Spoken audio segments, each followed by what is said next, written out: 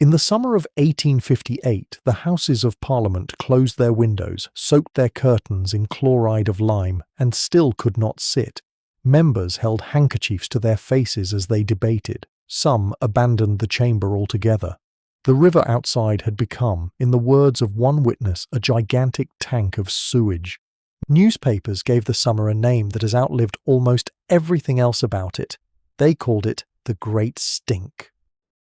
That was only the river. The city around it was already breathing something else entirely.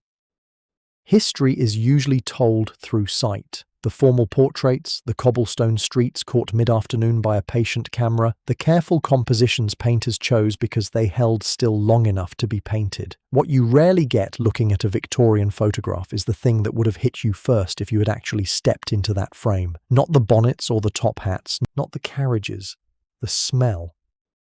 Sensory history is a fairly young field, and one of its central discoveries is a simple, slightly unsettling one. The past had a smell, and it was almost never anything like the past we imagine when we picture it. Victorian cities were not simply crowded or grey or foggy. They were dense, layered, physical environments built from coal smoke and horse manure and boiling bones and unwashed wool and river mud that was not technically mud at all. Historians have spent well over a century describing what the 19th century city looked like. What it smelled like took rather longer to write down, largely because nobody who lived inside it thought the smell was worth writing down. It was simply the air. You did not describe the air. You just breathed it, all day, every day, until your nose gave up trying to notice. Tonight we are going to notice. Slowly, gently, street by street, we are going to walk back into that world and let it in through every sense except sight, because sight is the one sense that never needed our help. We will follow the river and the streets and the markets and the smoke and the small closed rooms where the poor and the rich each built their own particular relationship with the air around them. There is no urgency in any of it. There is only the city breathing the way it always did, long before anyone thought to ask what that breath actually smelled like. There is real value, too, in simply sitting with a piece of history like this one, letting it unfold slowly rather than rushing toward a lesson or a conclusion. The Victorian city was one of the most complex sensory environments human beings have ever built for themselves, layered with decades of trade and industry and habit, and understanding it fully means understanding not just what it looked like in a painting, but what it would have felt like to actually stand inside it, breathing exactly what everyone else around you was breathing, day after day, for an entire lifetime. If you enjoy listening to sleepy stories like this, subscribe. I post stories like this weekly. Before we step into the streets, a quick and quiet aside. If tonight's story is the kind of thing you like falling asleep to, this video and the rest of the library are also available as audiobooks over on Spotify. The link is tucked into the description and the pinned comment, in case your eyes are already closing and you'd rather just listen from here on out. Now, let the eyes rest. Let the shoulders drop. We begin, as these things often do, at the water. You come to the Thames the way most 19th century Londoners came to it, not by choice, but because the city was built around it, and there was no route through the capital that did not eventually bring you within smelling distance of the water. On a cold morning, the river is almost tolerable. The smell, dulled by temperature, folded down into something you could mistake for ordinary damp stone. On a warm afternoon, it announces itself from streets away. The Thames by the middle of the century was not merely dirty, it was, in the most literal sense available to the language of the time, an open sewer. London had spent decades building water closets into fashionable homes, flushing waste into cesspits that had never been designed to hold it, and when the cesspits overflowed, as they reliably did, the overflow went into drains that led eventually and inevitably to the river. The Thames received the waste of roughly 2 million people with no meaningful treatment at any point along the way. Stand on one of the bridges at low tide and you would see the banks themselves thick and glistening, exposed mud flats that were not mud in the way a riverbed is usually mud. They held decades of sewage, industrial runoff from tanneries and dye works upstream, the rendered fat of slaughterhouses, and whatever else the growing city had decided the river was for. The smell that rose off those flats on a hot day was strong enough to be described again and again in letters and diaries and parliamentary complaints as something closer to a physical assault than an odour. This reached its most famous point in the summer of 1858, a season that has come down to us with its own proper name, the Great Stink.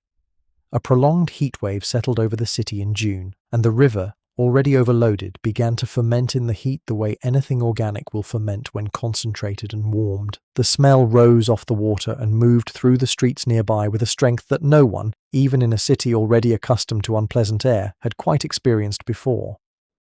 Parliament sat directly on the riverbank, in buildings that had been rebuilt only a few years earlier after a fire, with windows that opened onto the water. That summer, the windows had to stay closed, and even closed, they did not entirely keep the smell out. Members soaked the curtains in chloride of lime, a disinfectant of the era, in the hope that it would absorb some of what was coming off the water. It helped marginally for a while. Committee rooms were abandoned. Sessions were cut short.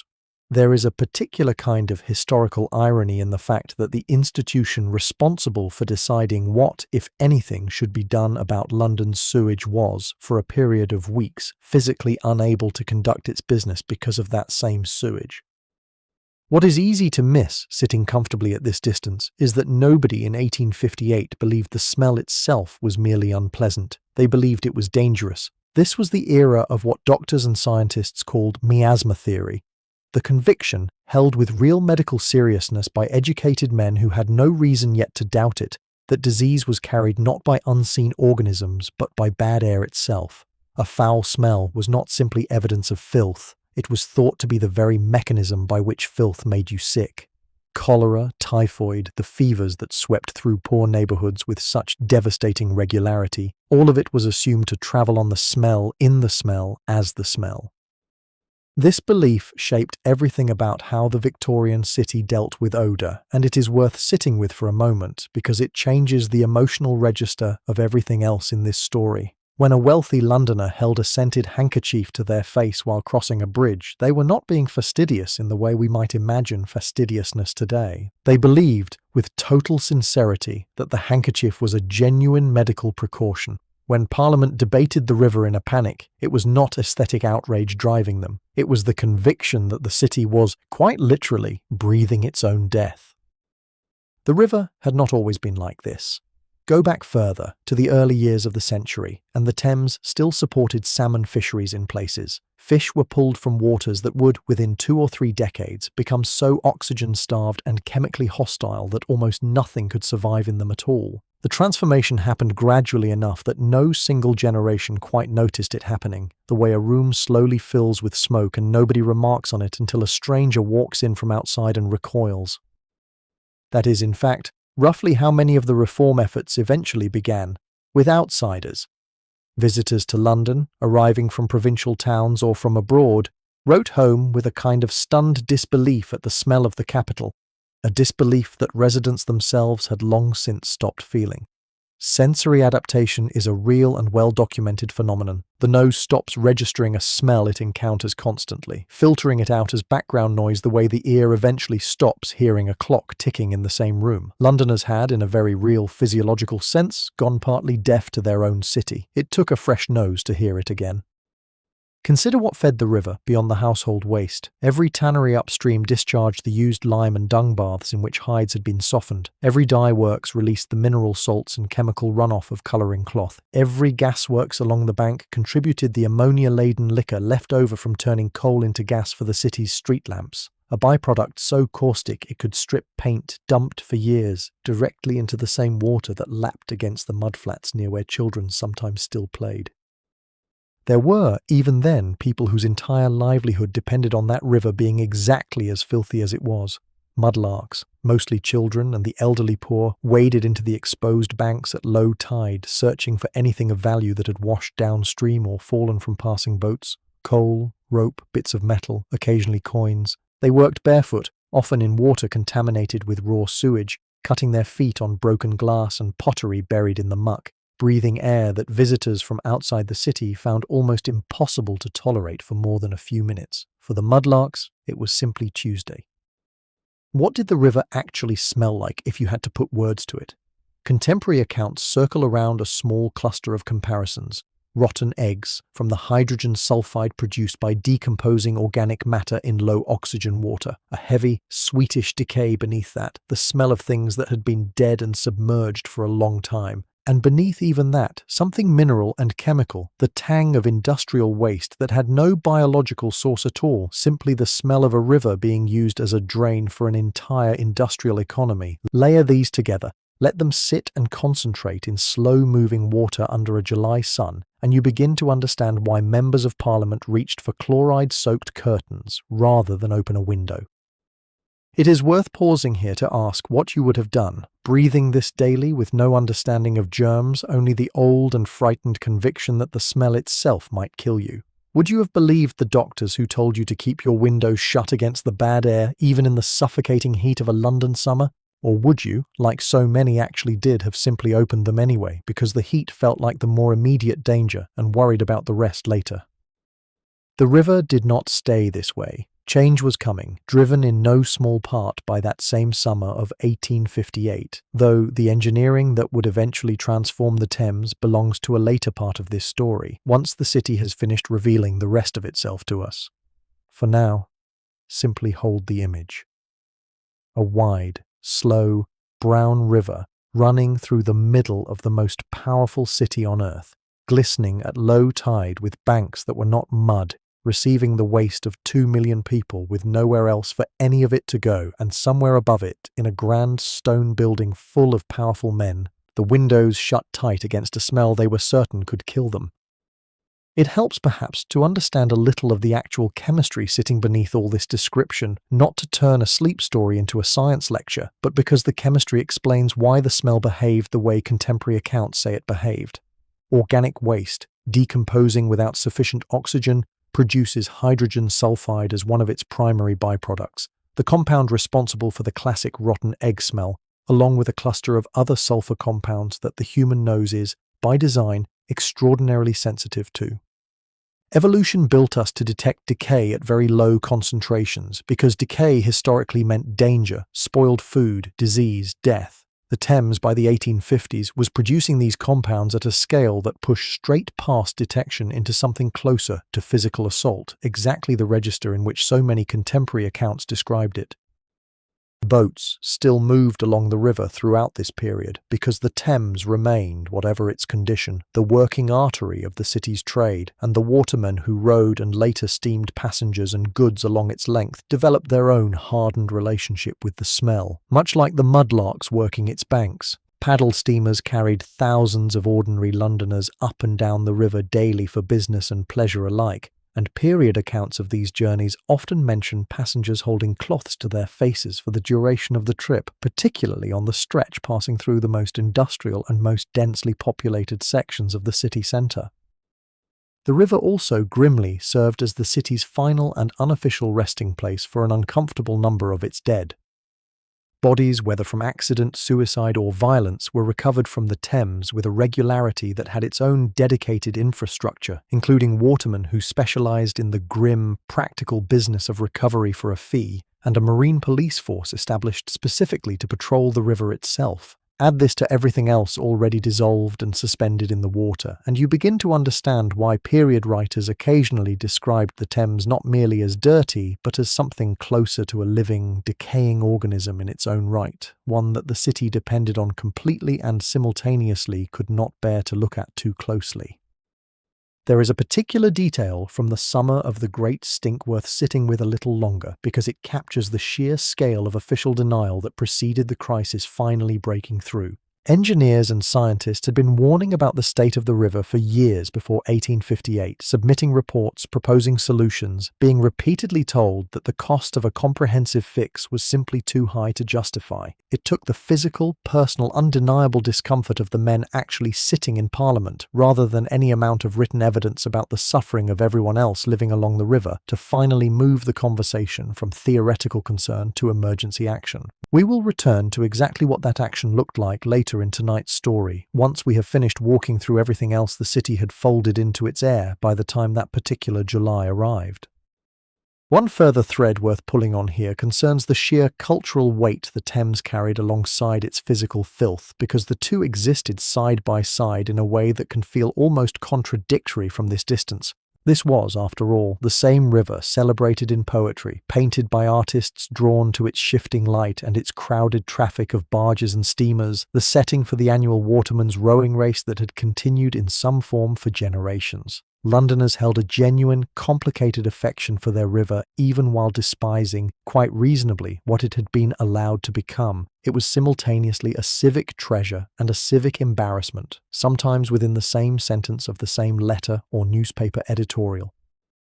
Consider, too, how differently the river's condition registered depending on which bridge you happened to be crossing and at which hour. Near the docklands to the east, where cargo ships loaded and unloaded goods from across the empire, the river's smell mixed with the particular scents of imported cargo, spices from the East Indies, tar and hemp from the rope walks, coffee and tea in bulk, creating an odd layered atmosphere where genuine filth sat directly alongside the exotic, expensive scents of global trade. Further west, nearer the fashionable districts, the river's presence was felt more as an ambient, low-level unpleasantness, something to be endured during a crossing rather than confronted directly the way dockworkers confronted it daily as the literal condition of their employment. It is worth remembering gently that the people most exposed to the worst of the river's condition rarely appear by name in the historical record. The Mudlarks are known to us mostly as a category, a type described in reformist writing with sympathy but rarely with individual biography. We know their working conditions, their approximate earnings, the injuries they commonly sustained, but only a handful of specific names and life stories survive from among the thousands who spent years of their childhoods wading through those banks. Their absence from the detailed record is its own kind of quiet testimony to exactly how little the wider city thought to ask about the individual lives being lived inside its worst conditions, even while writing at considerable length about the conditions themselves. Bridges themselves became, in an odd but well-documented way, informal barometers of the river's condition for ordinary Londoners going about their day. Crossing a particular bridge on a hot afternoon, a pedestrian could gauge with reasonable accuracy how bad the smell had grown simply by how many fellow crossers held handkerchiefs or nosegays to their faces. A small, unspoken shared signal running through an otherwise anonymous crowd of strangers, everyone quietly acknowledging the same discomfort without necessarily exchanging a single word about it. It is worth pausing, one last time before we move on, over the plain fact that none of what we have described tonight so far was invisible or unknown to the people responsible for the city's governance. Reports existed, petitions were filed, doctors wrote, engineers proposed. The information required to act on the Thames had been sitting largely ignored for the better part of 2 decades before the heat of 1858 finally forced the issue past the point where inaction remained politically possible. That gap between knowledge and action, between the suffering already well documented and the response finally provoked, will echo again later in tonight's story, when we return to exactly what it eventually took to close it. Foreign visitors to London during this period sometimes made direct comparisons to the rivers of their own home cities, and these comparisons survive in a scattering of travel writing that offers a useful outside perspective on just how unusual the Thames's condition had become, even by the standards of other rapidly industrializing 19th-century cities. Several such accounts note that while other major European rivers certainly carried their own share of urban and industrial pollution, none seemed to provoke quite the same combination of public alarm, extensive written documentation, and eventual large-scale engineering response that London's crisis eventually produced, a distinction that says as much about London's particular scale and its particular political structures as it does about the river itself. Let the river settle behind you now. Its low, constant presence at the edge of everything else the city will show you tonight. Every street you walk from here eventually drains back down to it, one way or another. That is simply how the geography of the old city worked. The water was always there, underneath, waiting, patient, breathing its slow rot up into the summer air, until finally, one particular July, it grew loud enough that even the most powerful men in England could no longer pretend not to notice. Step away from the river now, up into the streets proper, and the first thing that would have reached you was not the shop signs or the cries of vendors, but something underfoot, something you would have smelled before you ever thought to look down. Victorian cities ran quite literally on horses. Omnibuses, carriages, delivery carts, hansom cabs, the great slow drays hauling barrels of beer, every one of them pulled by an animal that had to eat and digest and leave the results of that digestion exactly where it stood. By the closing decades of the century, London alone was home to something in the region of 50,000 working horses, a number that grew rather than shrank as the city itself grew. Each of those horses produced, on average, somewhere between 15 and 35 pounds of manure a day. Do the arithmetic slowly, the way you might count sheep, and the number becomes almost impossible to hold in the mind. Well over 1 million pounds of manure deposited onto the streets of a single city every single day, alongside rivers of horse urine that pooled in the gutters and never fully dried in the damp English climate. This was not a background detail of Victorian street life. It was the defining physical fact of it. Streets were not merely dirty in the abstract way we now use that word. They were coated, ankle-deep in places after rain, in a mixture that pedestrians of the time referred to, with a certain grim understatement, simply as mud, though everyone involved understood perfectly well that actual mud was only a modest fraction of what they were wading through.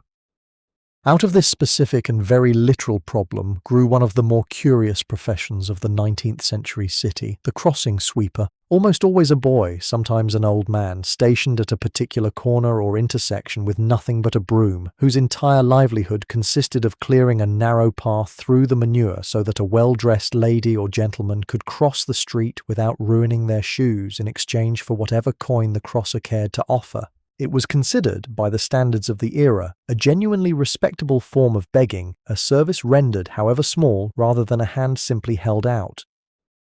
Charles Dickens, who walked the streets of London obsessively and wrote about nearly everything he saw there, gave literary immortality to one such sweeper, a boy who existed at the absolute bottom of the social order and yet performed a function that every single person of every class relied upon several times a day without ever quite thinking of him as anything more than part of the street furniture. The city needed him. The city also mostly declined to see him.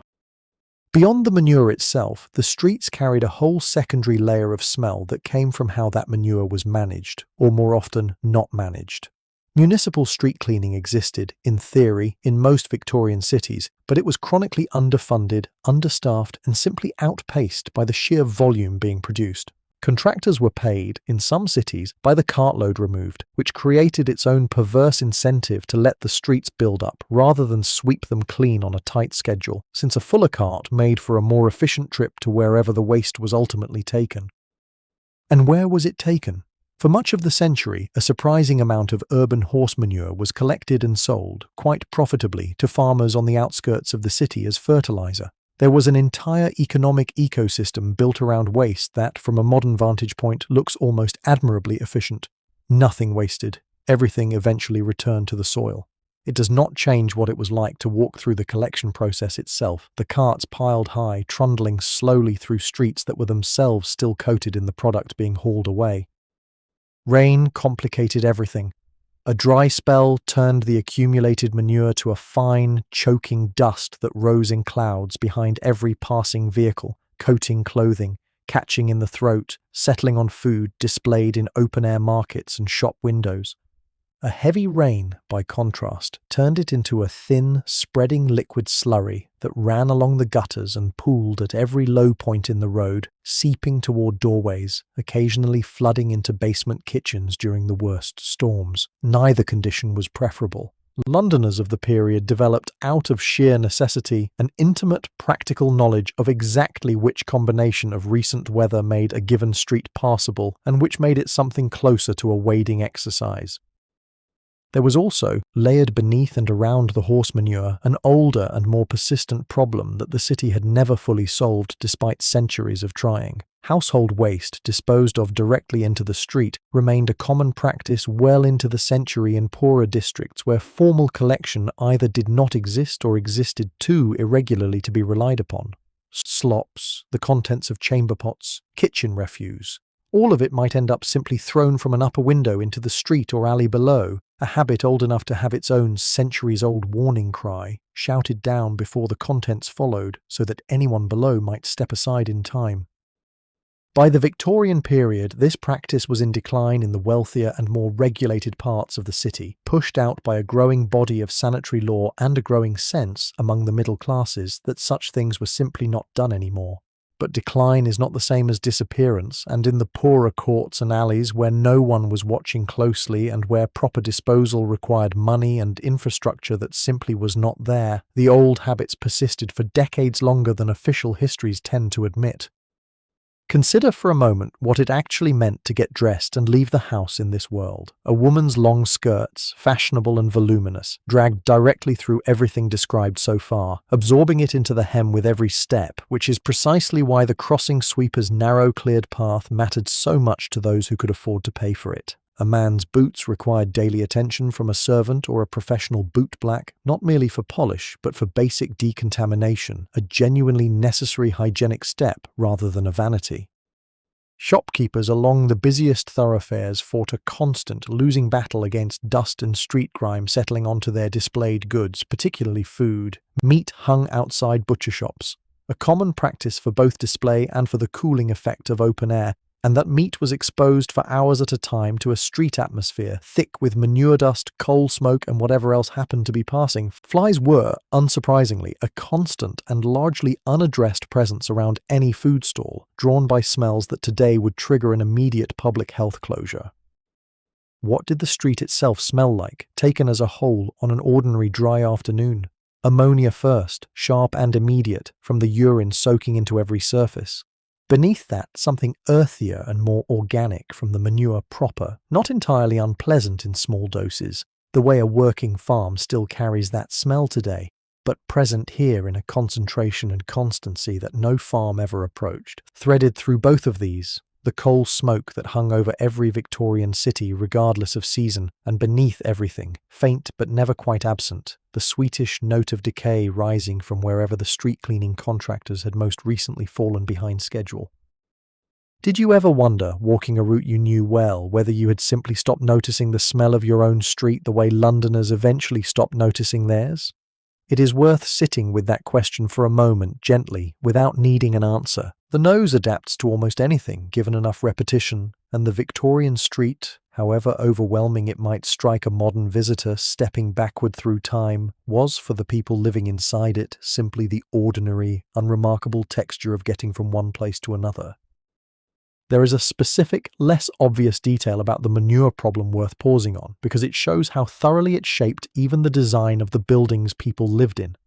Ground floor windows in busy commercial streets were often built slightly higher off the pavement than they otherwise might have been, and thresholds were frequently raised with a small step, practical adaptations to a street environment where a heavy rain could genuinely send waste-laden water pooling toward a doorway. What look today like simple architectural quirks were, in many cases, quiet functional responses to exactly the problem we have been describing. Certain trades grew up specifically around managing this street-level filth beyond the crossing sweepers already mentioned. Pure finders, whom we will meet again shortly in the context of the tanneries, sometimes collected from the streets generally rather than following individual dogs, competing in a sense with municipal contractors for the same raw material. Rag and bone men moved through residential streets with their own particular cry, collecting not waste exactly, but discarded household items, old clothing, broken metal, bones destined for the boilers we will visit soon, adding their own presence and their own accumulated smell of old cloth and grease to the general street atmosphere. Children of the poorer districts, in a detail that reformers found particularly troubling to document, often went without proper footwear at all, meaning direct, constant skin contact with exactly the street surface we have spent this chapter describing. Sanitary reformers cited this specific detail again and again in their reports, not merely as evidence of poverty, but as a direct vector for the parasitic and bacterial illnesses that disproportionately struck working-class children, a connection we now understand with real scientific precision, but which Victorian doctors, working within the Miasma framework, could only partially explain at the time. Seasonal variation shaped the street's atmosphere considerably, worth noting because it means no single description fully captures the year-round experience. Winter brought its own particular addition. coal ash and cinders swept from household grates and often dumped directly onto icy pavements for traction, adding a gritty, sooty layer to the existing mixture, while the cold at least suppressed some of the worst decomposition smells that summer heat so reliably intensified. Spring and autumn rain, meanwhile, produced the deepest and most persistent mud of the year, weeks at a time, when certain streets became genuinely difficult to cross without ruined footwear, regardless of how many crossing sweepers worked the route. Consider, too, the particular experience of nighttime in these streets, a dimension easy to overlook when so much of the historical record focuses on daylight observation. After dark, with gaslighting still limited mostly to the wealthier and more central thoroughfares, poorer residential streets fell into a genuine darkness in which the accumulated mess of the day's traffic became almost entirely invisible, navigated by memory and by feel rather than by sight. Pedestrians moving through these streets after nightfall relied on a kind of learned, almost unconscious knowledge of exactly where the worst patches lay, developed through daily repetition rather than any deliberate study, the same quiet expertise the mudlarks brought to the riverbank and the pure finders brought to identifying dung by smell alone. Omnibus travel, increasingly popular across the middle decades of the century as a relatively affordable way to move through the growing city, offered its own particular vantage point on all of this. Passengers seated on the open upper deck, a cheaper fare than the enclosed seating below, experienced the street atmosphere with essentially no barrier at all, breathing directly whatever the road happened to be producing at that particular moment, while enclosed lower deck passengers enjoyed at least some modest buffering, a small but real difference in daily physical experience that tracked, unsurprisingly, quite closely with what a passenger could afford to pay for their ticket. There is a final, quieter detail worth including here about how the street's condition shaped even something as basic as clothing design and laundry practice across the whole of Victorian society. Darker fabrics became increasingly practical and increasingly fashionable for outdoor wear specifically because they concealed street grime more effectively than lighter colours, a genuinely functional consideration dressed up, as so much Victorian practicality was in the language of taste and propriety. Laundry itself, for households that could not afford servants to manage it, became a weekly ordeal specifically calibrated around removing exactly the combination of mud, soot, and manure residue that a week of ordinary walking through the city inevitably left behind on hems, cuffs, and boots. Visitors arriving in London for the first time, whether from rural England or from abroad, left behind some of the most vivid surviving descriptions of exactly this street-level experience, precisely because their noses had not yet adapted the way a long-time residents had. Diaries and letters from foreign visitors in particular describe an almost physical shock upon first stepping from a ship or a train into the ordinary streets of the capital, a shock that, by every account, faded within days into something closer to the dulled background awareness that native Londoners carried with them. This fading is itself one of the more genuinely fascinating threads running through the whole subject of sensory history, the way an environment that would strike a fresh visitor as nearly unbearable becomes, given only a short period of continuous exposure, simply the unremarkable texture of an ordinary day.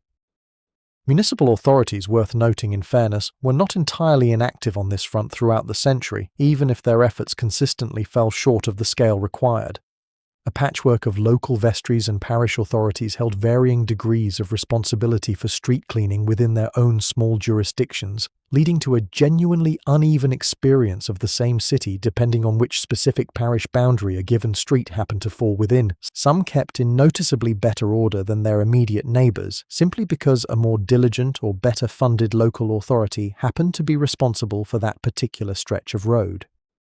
One further comparison worth making here, since it helps place the numbers already given into a wider frame. A modern reader accustomed to occasional roadworks and the smell of a passing garbage truck has almost no direct sensory reference point for a street environment where the equivalent of a small garbage truck's worth of waste was being generated continuously by ordinary daily traffic on every major thoroughfare in the city every single day of the year, rain or shine, with a collection and disposal system that was, by any modern standard, catastrophically under-resourced for the scale of what it was attempting to manage. The street eventually gives way to the market, where the smells sharpen into something more specific, more directly tied to flesh and blood rather than simply mud and dust. We will walk there next, slowly, the way the Victorians themselves would have walked it, past the crossing sweepers and the bootblacks, and the carts still trundling their loads toward the farms beyond the city's edge, toward the place where the animals themselves finally met the knife. There is no gentle way into this chapter, so we will simply walk in the way any Victorian city dweller would have, following the sound before the smell, a low, continuous noise of animals that grew louder as you approached the market. Smithfield in London was for centuries the city's great live cattle and sheep market, a place where animals arrived by the thousand, were sold, and were very often slaughtered within sight, sound, and smell of the ordinary streets around it. Picture the scale of it first, because scale is most of what made Smithfield what it was. On a single busy market day, several thousand head of cattle and tens of thousands of sheep might pass through, driven on foot through the surrounding streets from wherever they had been unloaded, bellowing and bleating in a confined space never designed for numbers anywhere close to what the growing city demanded of it. The noise alone was said to be audible streets away. The smell travelled even further. Live animals in close confinement produce their own distinct and powerful odour, a mixture of manure, sweat, and simple animal fear, and Smithfield concentrated that odour at a density that any modern visitor to a rural stockyard would recognise instantly, then multiplied it by the fact that this stockyard sat in the middle of a dense residential city rather than out on open farmland. Neighbouring residents, and there were many, since the market had simply been swallowed by London's expansion over the centuries rather than relocated to keep pace with it, lived with that smell as a permanent condition of where they happened to have been born or could afford to rent. Slaughter itself, for much of the century, was not confined to some separate industrial facility hidden from view. Small local slaughterhouses operated throughout the city, often in back rooms and yards attached directly to butcher shops, killing animals a short distance from where the meat would be sold and eaten. The waste from this process, blood, offal, the parts of the animal that had no immediate market value, had to go somewhere. And in the absence of adequate drainage or disposal infrastructure, it often went straight into the street gutters, joining the manure and mud already described, adding its own distinct note of copper and rot to the general atmosphere. Blood, specifically, has a smell that is difficult to describe to anyone who has not encountered it in quantity, a wet iron sharpness that clings to surfaces and lingers in a way few other substances do. Around Smithfield and the smaller slaughterhouses scattered through poorer districts, that smell was constant, not an occasional shock but a permanent baseline, present in the gutters, on the pavement, worked into the wood of the killing blocks themselves after years of daily use. There is a particular kind of unromantic honesty in acknowledging that meat, before refrigeration, was simply a much more immediate and much more odorous substance than it is today. Without reliable cold storage, meat had to be sold and consumed quickly, which meant a constant fresh supply of slaughter, which meant the smell of that slaughter was never allowed to fully dissipate before the next batch of animals arrived to begin the process again. In summer especially, meat hung for display outside butcher shops began to turn within hours, and the smell of that early spoilage layered directly on top of everything else already present in the street. Fish presented its own particular version of this problem, concentrated most famously at Billingsgate, London's great fish market on the riverbank, which had operated in roughly the same location for centuries by the time the Victorians inherited it. Fish, unlike beef or mutton, spoils extraordinarily quickly, and Billingsgate handled catches brought in by boat that might already be a day or more old before they ever reached a buyer, in a market with no meaningful refrigeration and only limited ice available, and only at real expense. The market opened before dawn, specifically to sell the freshest catch first, before the day's heat accelerated the inevitable decay, and even so, by mid-morning on a warm day, the smell rising off Billingsgate was strong enough that it registered in nearly every written account of the place, from casual visitors to the fishwives who worked there daily and had, like everyone else who spent their lives inside a particular smell, largely stopped noticing it themselves. The Billingsgate fishwives were in fact famous enough for their loud, unfiltered language that the phrase "talk like a Billingsgate fishwife" entered the broader language as shorthand for coarse and aggressive speech, a small linguistic monument to just how physically demanding and unglamorous the work actually was. Beyond the primary markets, smaller trades fed off the animal economy in ways that added their own specific contributions to the citywide smellscape. Tripe dressers processed the stomach linings of cattle, a trade that required extensive boiling and cleaning and produced an odour distinct enough that entire streets became associated with it, identifiable by smell before a visitor ever saw a sign. Tallow chandlers rendered animal fat down into candles and soap, a process that involved boiling large quantities of fat over open fires, producing a heavy, greasy smell that hung over their workshops and drifted into neighbouring streets for hours at a stretch. Then there were the bone boilers, a trade that occupied a particularly low rung in the city's hierarchy of acceptable smells. Animal bones, left over after butchery, were boiled down on an industrial scale to extract gelatin and fat, byproducts used in everything from glue to soap to fertilizer. The process of boiling large quantities of bone, often bones that were not entirely fresh by the time they reached the boiler, produced a smell so powerful and so widely regarded as offensive that bone boiling operations were among the earliest trades specifically targeted by nuisance legislation pushed by petition and by law toward the eastern edges of the city, downwind of the wealthier western districts, whenever the prevailing westerly winds could be relied upon to carry the smell safely away from Parliament and Mayfair. This pattern, worth noticing here because it recurs throughout this story, was not an accident of geography. London's prevailing winds blow predominantly from the west, wealthy neighbourhoods clustered in the west of the city. Industrial trades that produced the most offensive smells were, over decades of informal pressure and formal regulation alike, pushed steadily eastward, downwind, so that the people with the least power to protest ended up living closest to the tanneries, the bone boilers, the gasworks, and the slaughterhouses, breathing daily what the wealthy west end of the city had successfully arranged never to smell at all.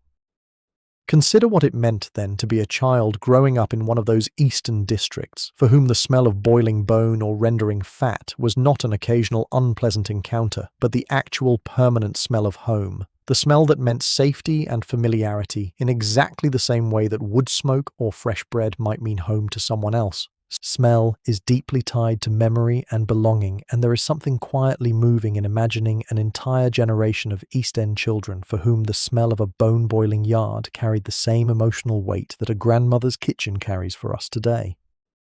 The market eventually closes for the day, the animals sold or slaughtered, the fish either purchased or left to spoil further in the growing heat, the crowds thinning as the afternoon wears on, but the smell does not close with it. It settles into the wood of the stalls, into the cobblestones, into the clothing of everyone who worked there, carried home into tenement rooms and shared beds, present in the morning when the whole cycle begins again before the sun has fully risen. Smithfield's particular geography made its impact on the surrounding city even harder to escape than the numbers alone suggest. Live animals were driven to market on foot, often over considerable distances, through the same residential streets ordinary Londoners used every day, a practice that meant the smell and noise of the market extended well beyond its physical boundaries, along every droving route into the city centre. Residents living along these routes experienced something close to a recurring, scheduled invasion, entire herds passing directly beneath their windows on market mornings, leaving behind exactly the kind of street contamination described in the previous chapter, concentrated here into an even more intense and specifically animal-derived form. Reform eventually came to Smithfield too, though not until relatively late in the century. Mounting public health concern, combined with simple traffic congestion as the market's droving routes increasingly conflicted with the growing volume of ordinary street traffic, led to live animal trading being relocated away from the historic central site toward purpose-built facilities on the city's outskirts, closer to where rail transport could bring animals in without requiring them to be walked through miles of residential streets first. The old Smithfield site itself was eventually redeveloped in the later decades of the century as a modern covered meat market, dealing in dressed carcasses rather than live animals, a change that dramatically reduced, though never entirely eliminated, the smell the site had produced for centuries. Billingsgate underwent its own version of this transformation more slowly, hampered by the simple biological reality that fish, unlike cattle, could not be raised further from the city and driven in on a schedule.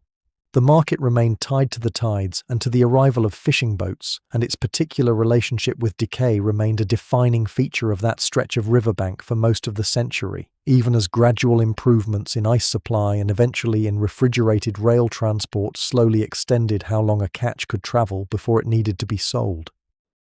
It is worth noting, too, how differently the meat trade's smells were experienced depending on where exactly you stood within the city's economic hierarchy. a wealthy household's cook purchasing carefully selected cuts from a reputable butcher who could afford proper storage and quick turnover encountered a version of this world at some remove from its rawest edges. A poor family buying whatever cheap, already aging meat remained available late in the trading day, often from vendors operating with far less concern for freshness because their customers had far less power to demand better, experienced something considerably closer to the market's full, unfiltered reality, both in what they smelled and, more consequentially, in what they ultimately ate. Poultry markets, worth a brief mention alongside the larger cattle and fish trades already described, added their own particular contribution to this landscape, concentrated smaller scale but no less intense for it, with live birds held in cramped cages for days before sale and slaughter conducted much like the smaller butcher operations, in back rooms and yards with minimal ventilation or drainage. Feathers, blood, and offal from poultry processing accumulated in these spaces in a way that, while producing less overall volume than Smithfield's cattle trade, created an intensely concentrated, localized smell in the specific streets given over to this particular business. Consider, too, the seasonal rhythm of the meat trade, since demand and supply both shifted considerably across the year in ways that affected the intensity of what any given district experienced at any given time.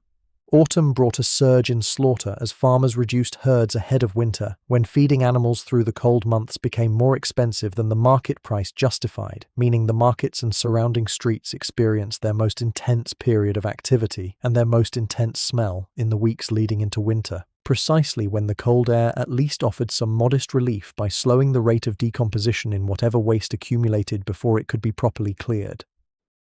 It is worth remembering gently that for the butchers, market traders, and slaughtermen who spent their working lives inside this particular version of the city's atmosphere, the smell carried an entirely different emotional register than it did for outside visitors recoiling from an unfamiliar assault on the senses. For many of these workers, the smell of blood and offal was simply the unremarkable smell of a trade passed down through families across generations, a smell associated with skill, with a hard-won craft, with providing food for a hungry, growing city. The historical record, so often filtered through the shocked reactions of middle-class visitors and reformers, sometimes leaves too little room for this quieter, more matter-of-fact relationship that the trade's own workers held with the very smell that so unsettled everyone else. Dairy trading, worth a brief final mention alongside the meat and fish already covered at length, added its own more modest but still notable presence to this landscape. Milk, sold without refrigeration and often kept in open containers for hours at street stalls before reaching a buyer, spoiled readily in warm weather, and cow keepers operating small urban dairies, some tucked directly into residential courts to shorten the distance between animal and customer, added the particular ammoniac smell of confined livestock to streets that, in some poorer districts, had never been designed to accommodate anything of the kind.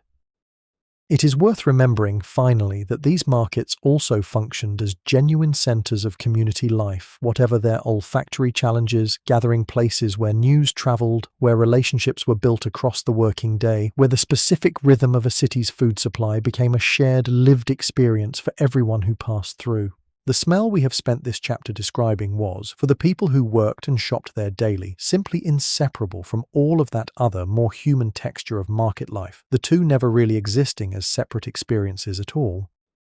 Butchery apprentices, typically boys beginning their training in their early teenage years, learned their trade through years of direct daily immersion in exactly this environment, and period accounts suggest a fairly rapid adjustment among these young apprentices, a hardening to sights, sounds, and smells that a modern reader might expect to require far longer to become bearable. This speaks, again, to the broader theme running through this entire story, the sheer adaptability of human sensory experience when repetition and necessity are given enough time to do their quiet, gradual work. It is worth returning briefly to Smithfield's long history before we leave the meat trade behind, since the market's roots stretched back many centuries before the Victorian period even began, meaning the smells we have described tonight were not some new 19th century development, but rather the latest, most intensely concentrated chapter in a tradition of live animal trading that had occupied roughly the same patch of ground since the medieval period. What changed across the Victorian decades was not the fundamental nature of the trade, but its sheer scale, driven by a city whose population had grown far beyond anything earlier centuries needed to feed, straining infrastructure and practices that had, in gentler form, functioned adequately for hundreds of years before the pressures of the industrial age finally overwhelmed them. We leave the market now for the workshops that processed what the market produced, the trades built specifically around decay and transformation, where hide became leather and waste became fuel for entirely new industries. It is, if anything, a more intense chapter than the one you have just walked through, so take a slow breath of whatever clean air remains before we step inside. There is a particular street you might have found in almost any Victorian industrial city, usually near a river or stream, usually in one of the poorer eastern districts, where the air changed so distinctly that visitors describe it as walking into a physical wall. This was tanning country, and the tanneries clustered there were engaged in one of the oldest and, by any modern standard, one of the most genuinely revolting industrial processes the city still practiced at scale. Turning raw animal hide into usable leather required, among other steps, soaking the skins in a solution to loosen the hair and remaining flesh before the tanning proper could begin. For much of the century, and for centuries before it, the most effective and most affordable substance for this softening process was dog excrement, diluted in water into what the trade itself called, with a certain grim commercial cheerfulness, pure. This created an entire, largely invisible economic ecosystem built around a single, unglamorous product. Pure finders, almost always among the very poorest workers in the city, walked the streets each day collecting dog waste by hand, gathering it into buckets they carried on their arms and sold it directly to the tanneries by the bucket load. It was, by every account that survives, one of the least desirable ways to earn a living available in 19th-century London, and yet it was steady work, paid in cash, available to those with no other trade and no other option, and it persisted as a recognised occupation well into the second half of the century. The tannery itself, once the hides arrived, was organised around a sequence of pits, each filled with a different solution at a different stage of processing. Lime pits to loosen hair, the pure solution to soften and clean the remaining tissue. Tanning liquors made from oak bark or other tannin-rich materials, in which the hides soaked for weeks or even months at a time, slowly transforming from raw skin into workable leather. Each of these stages produced its own distinct odour, and a working tannery, with dozens of pits at different stages of the process, all operating simultaneously, produced a combined smell that contemporary accounts struggle to fully capture, reaching repeatedly for words like overpowering, suffocating and indescribable before attempting, usually unsuccessfully, to describe it anyway. Workers inside the tannery itself, standing for hours with their arms submerged in these pits, developed over time a tolerance that visitors found almost as remarkable as the smell itself. There are accounts of tannery workers eating their midday meal seated directly beside the pits, apparently untroubled by a smell that had, by that point in their working lives, simply become the unremarkable backdrop to an ordinary working day, the same way the manure-soaked street had become unremarkable to the ordinary Londoner walking across it. Adjacent to tanning, and often run by the same families or in the same districts, dye works added their own chemical layer to the local atmosphere, turning raw wool or cloth into the vivid, fashionable colours the Victorian market increasingly demanded required mineral dyes and chemical fixatives, many of them based on compounds we now recognise as genuinely toxic, including several containing arsenic in quantities that would trigger an immediate evacuation today. The smell here was less organic and decay-based than the tanneries, sharper, more mineral, closer to the smell of a chemistry laboratory than a farmyard, but no less capable of announcing itself from several streets away. Nearby, though usually kept at a slight remove given the added risk of fire, the tallow chandlers we met briefly in the previous chapter conducted their own transformation, rendering animal fat down over open flame into the tallow used for candles and coarse soap. The smell of rendering fat has a particular greasy heaviness to it, a smell that coats surfaces and clings to fabric far more persistently than smoke does, and entire neighbourhoods built up a permanent low-level film of it on windows and walls simply from years of proximity. Consider for a moment the sheer density of these trades clustered together because they rarely operated in isolation. A single district might house tanneries, dye works, tallow chandlers, and bone boilers within a few streets of one another, each contributing its own distinct note to a combined atmosphere that no single description can really do justice to. Residents of these districts were not smelling one bad smell. They were smelling 4 or 5 overlapping bad smells simultaneously, each with its own chemical signature, blending into something that had no name because no one outside the district had ever needed a word for it. It is worth asking gently why these trades existed at all in the middle of dense residential neighborhoods rather than somewhere more isolated. The honest answer is largely economic. Leather, dye, candles, and soap were all essential goods for a rapidly growing city in constant and rising demand, and the workers who produced them needed to live close enough to walk to work, since few among them could afford transportation of any kind. The trades clustered where cheap land and cheap labour intersected, which in Victorian London meant precisely the poorest, most crowded eastern districts, the same districts already receiving the bone-boiling smoke and the slaughterhouse runoff carried downwind from everywhere else. There were, even by the standards of the day, occasional attempts to regulate the worst of these industries. Nuisance laws, dating back well before the Victorian period but strengthened considerably as the century progressed, allowed residents to formally complain about trades that produced excessive or dangerous smells, and a small number of tanneries and bone-boiling operations were successfully relocated or shut down following sustained legal pressure. But enforcement was inconsistent at best, and the trades themselves were simply too economically essential, and the affected residents simply too poor and politically powerless for these laws to meaningfully transform the overall landscape until much later reforms addressed the problem at a citywide rather than street-by-street level. One further trade deserves mention here, quieter than the others but no less telling. Bookbinders and papermakers, in an era before wood pulp paper became standard, relied heavily on rag collection, and old cloth, often already soiled and decaying by the time it was gathered, was boiled and pulped in a process that added its own distinctly sour, fermented note to the general industrial atmosphere of certain manufacturing districts. Even the paper a Victorian reader held in their hands, in other words, had very likely passed through a stage of its production that would have smelled, quite literally, unforgettable. The pure finders themselves deserve a slightly fuller portrait than we gave them earlier because their trade sat at such a strange intersection of necessity and desperation.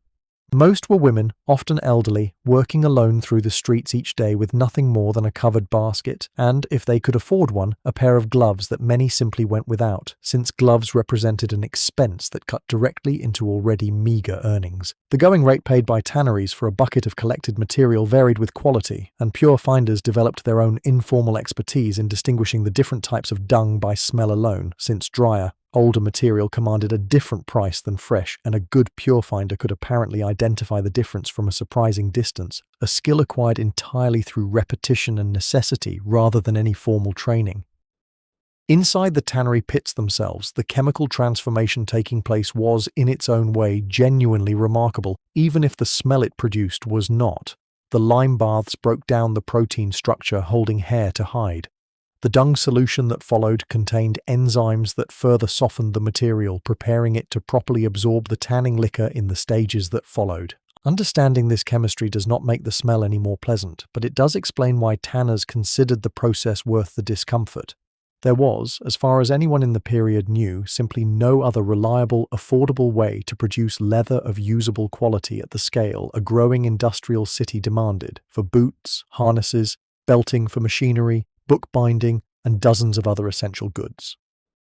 Dye works, mentioned briefly already, deserve one further note here regarding the specific colours most associated with their worst odours. Certain shades of green popular in Victorian fashion and home decoration relied on arsenic-based compounds that produced not only a distinctive chemical smell during manufacture, but genuine documented health risks to both the workers producing the dye and, eventually, to consumers wearing or living among fabrics and wallpapers treated with it. This particular danger existed almost entirely outside the smell-based miasma framework we will discuss more fully later in tonight's story, a genuine, invisible chemical hazard that had nothing to do with foul air and everything to do with a heavy metal absorbed slowly through skin contact, something Victorian science was only beginning to grasp by the century's later decades. The workers inside these trades, it is worth remembering clearly, were rarely there by any meaningful choice beyond economic necessity.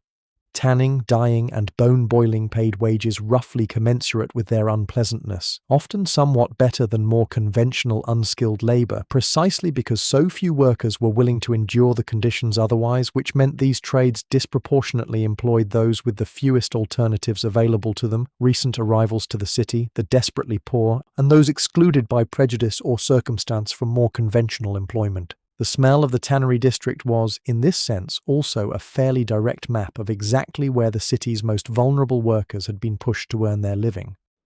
Soap making, closely related to the tallow trade already described, deserves its own brief mention here, since it occupied an oddly ironic position within this landscape, an industry devoted to producing the very product that helped Victorian society maintain its increasingly prized standards of cleanliness, while the manufacturing process itself remained genuinely unpleasant, involving the same rendered animal fats and, for cheaper varieties of soap, similarly harsh chemical processes to those used in leather production. The finished bar of soap sitting on a middle-class washstand, smelling faintly of lavender or rose to disguise its origins, carried within it, quite literally, the transformed residue of exactly the trades this chapter has spent so long describing. Glue manufacturing, closely tied to the bone-boiling trade, followed a broadly similar pattern, boiling down animal connective tissue and hide scraps to extract the collagen-based adhesive that Victorian carpentry, bookbinding, and countless other trades depended upon. Glue works were, if anything, held in even lower regard by nuisance law petitioners than the bone boilers themselves. Their particular smell described in surviving complaints and legal filings with a consistency that suggests it occupied something close to the very bottom of the period's informal hierarchy of tolerable industrial odours. It is worth stepping back, briefly, to consider just how interconnected all of these trades actually were, forming something closer to a single continuous industrial ecosystem than a collection of separate businesses.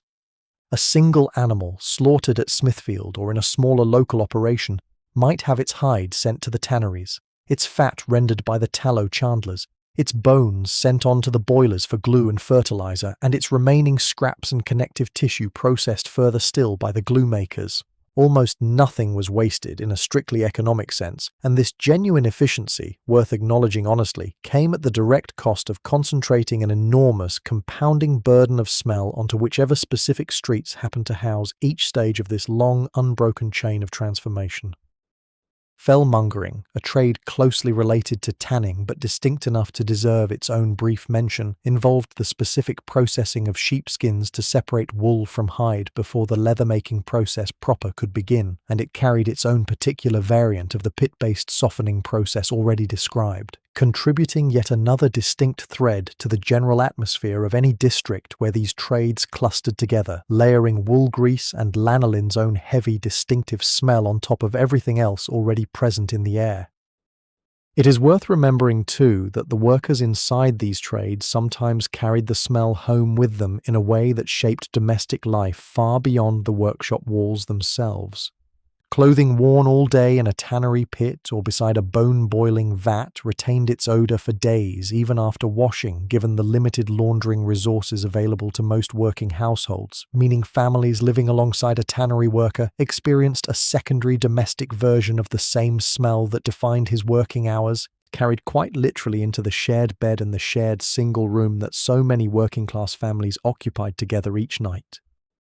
Foreign trade brought its own complicating layer to this same industrial landscape, worth a brief final mention. Imported hides, arriving by ship from across the empire and beyond, sometimes reached the tanneries already partially decomposed after weeks at sea in the holds of merchant vessels, requiring even more intensive processing to salvage than domestically sourced hides, and adding, for the dock workers who first unloaded these shipments, an entirely separate encounter with decay before the material had even reached the tannery pits described throughout most of this chapter.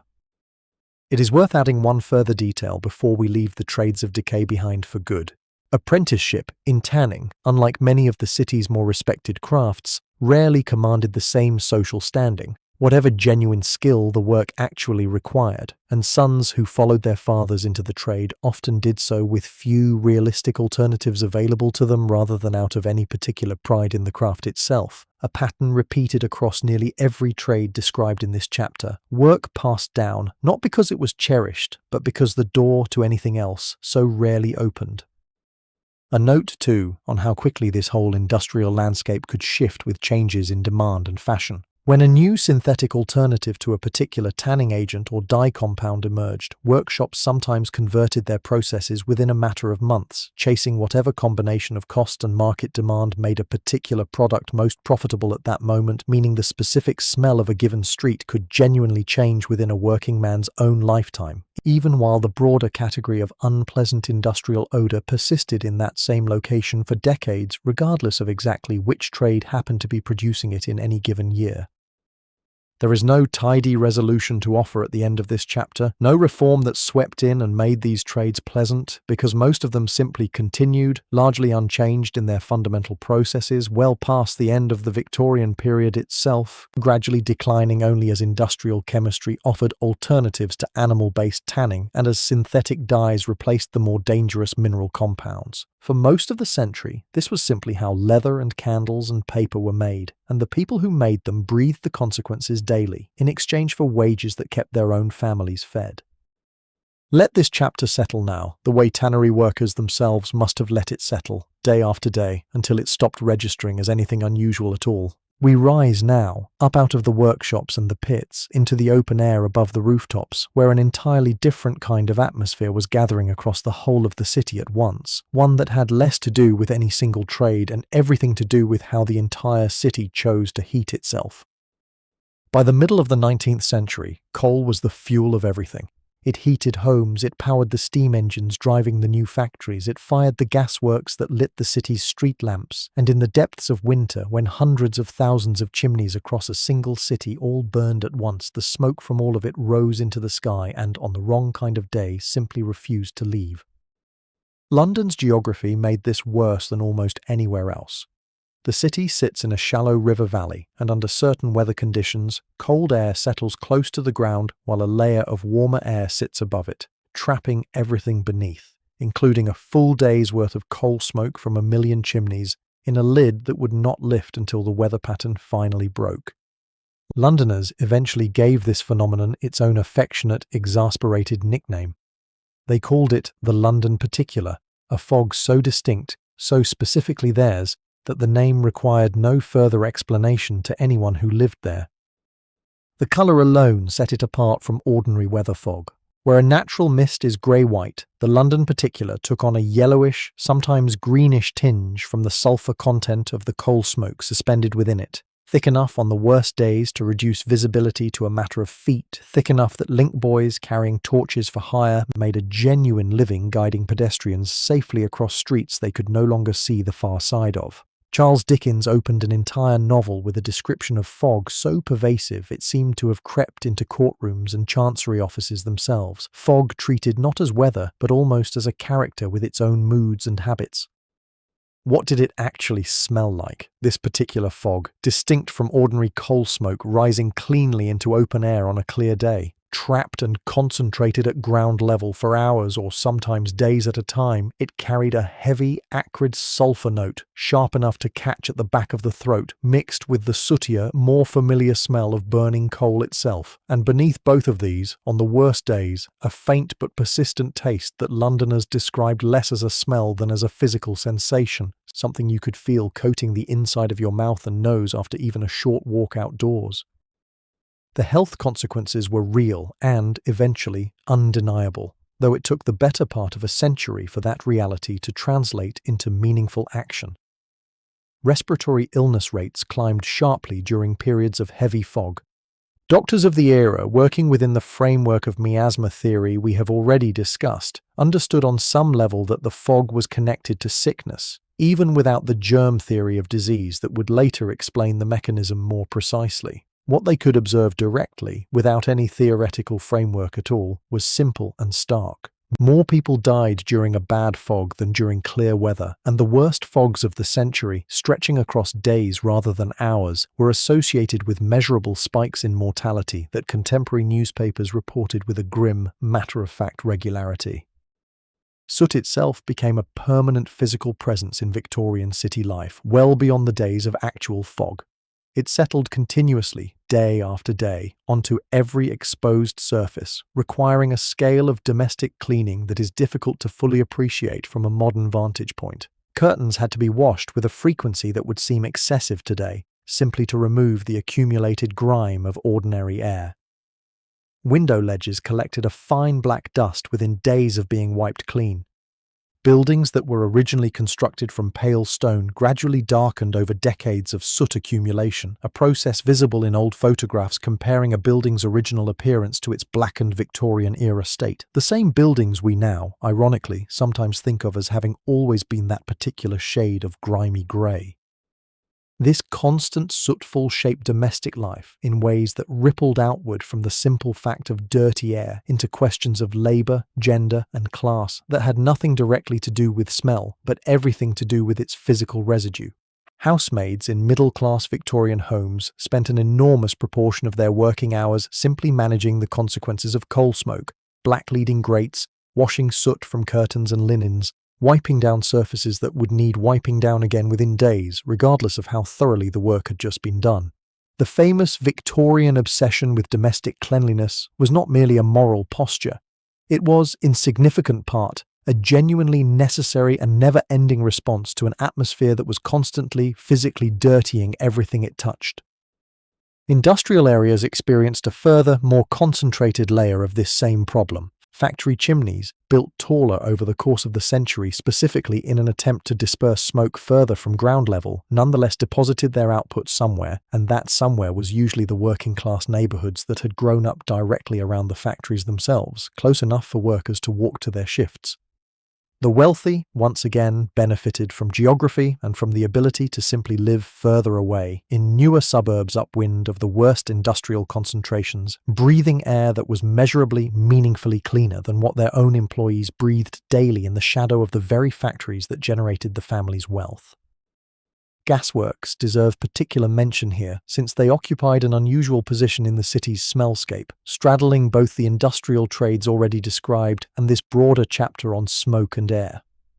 Producing gas from coal to light the street lamps and increasingly the homes of the Victorian city generated its own distinct and powerful byproduct, a thick ammonia-laden liquid waste that gasworks needed to dispose of continuously. For years, much of this liquor was simply released into the nearest waterway, adding yet another chemical layer to the already overwhelmed rivers and streams running through industrial districts, its sharp ammoniac smell distinct enough that residents living near a gasworks could often identify the wind direction on any given day purely by which streets carried the smell most strongly. There is something worth pausing on here, a kind of quiet paradox running through this entire chapter, the same coal smoke that blackened curtains, choked lungs, and turned London's air into something closer to a physical substance than a gas was also, unmistakably, the engine of the century's genuine progress. It powered the steam engines that built the railways connecting the whole country. It lit the gas lamps that pushed back the darkness of city streets after sunset, making evening life, evening work, and evening leisure possible in ways earlier centuries had never known. Progress and pollution arrived in the Victorian city as the same fuel, burning in the same grates, rising into the same trapped and thickening air. Picture, one more time, the particular quality of a heavy London fog settling in for its third consecutive day. The gas lamps, lit even at midday because the fog had reduced natural light to something like dusk, glowing with a strange diffuse halo through air thick enough to taste. Pedestrians moving cautiously, feeling their way along familiar walls rather than trusting their eyes. The link boys calling out for custom, offering their torches and their knowledge of the route to anyone willing to pay. And underneath all of it, in every breath, that particular sulphurous weight settling slowly into lungs, into fabric, into stone, the visible, breathable evidence of an entire city's fires all burning at once with nowhere left to go. The economics of coal itself shaped this whole atmosphere in ways worth understanding a little further. Cheaper, lower-grade coal, the kind most affordable to poorer households, burned less efficiently and produced considerably more smoke and soot than the more expensive, cleaner-burning coal that wealthier homes could afford. This meant, once again, that the districts already suffering the worst from every other trade described in this story also produced, quite literally from their own chimneys, a disproportionate share of the very smoke that then settled back down over those same streets, a genuinely vicious cycle in which poverty produced dirtier air, which in turn worsened the health outcomes that so often kept families locked in that same poverty. Attempts at regulation existed even in this period, earlier than many people assume. Smoke abatement societies formed in several major cities during the Victorian era, campaigning for legislation to require more efficient furnace design and to restrict the worst offending industrial chimneys, and some limited legislation did pass, requiring certain factories to install smoke-reducing equipment. Enforcement, however, remained weak and inconsistent throughout the period, hampered by the same basic problem that limited so many Victorian reform efforts, a reluctance among lawmakers to impose costs on industry that might, they feared, damage the competitiveness of exactly the manufacturing base that had made the nation wealthy in the first place. Meteorological record-keeping from the period, kept by a small community of scientifically minded observers, allows historians today to reconstruct with some precision just how frequent and how severe these fog events actually were across a typical Victorian winter. Some years saw dozens of distinct fog days, ranging from mild haze to the kind of near-total darkness at noon conditions that stopped river traffic entirely and required gas lighting to be kept burning throughout the daylight hours. The cumulative exposure across an entire lifetime spent breathing this air is difficult to calculate precisely, but was almost certainly a significant quiet contributor to the generally shorter life expectancies and higher rates of chronic respiratory illness that characterized Victorian urban populations compared to their rural counterparts.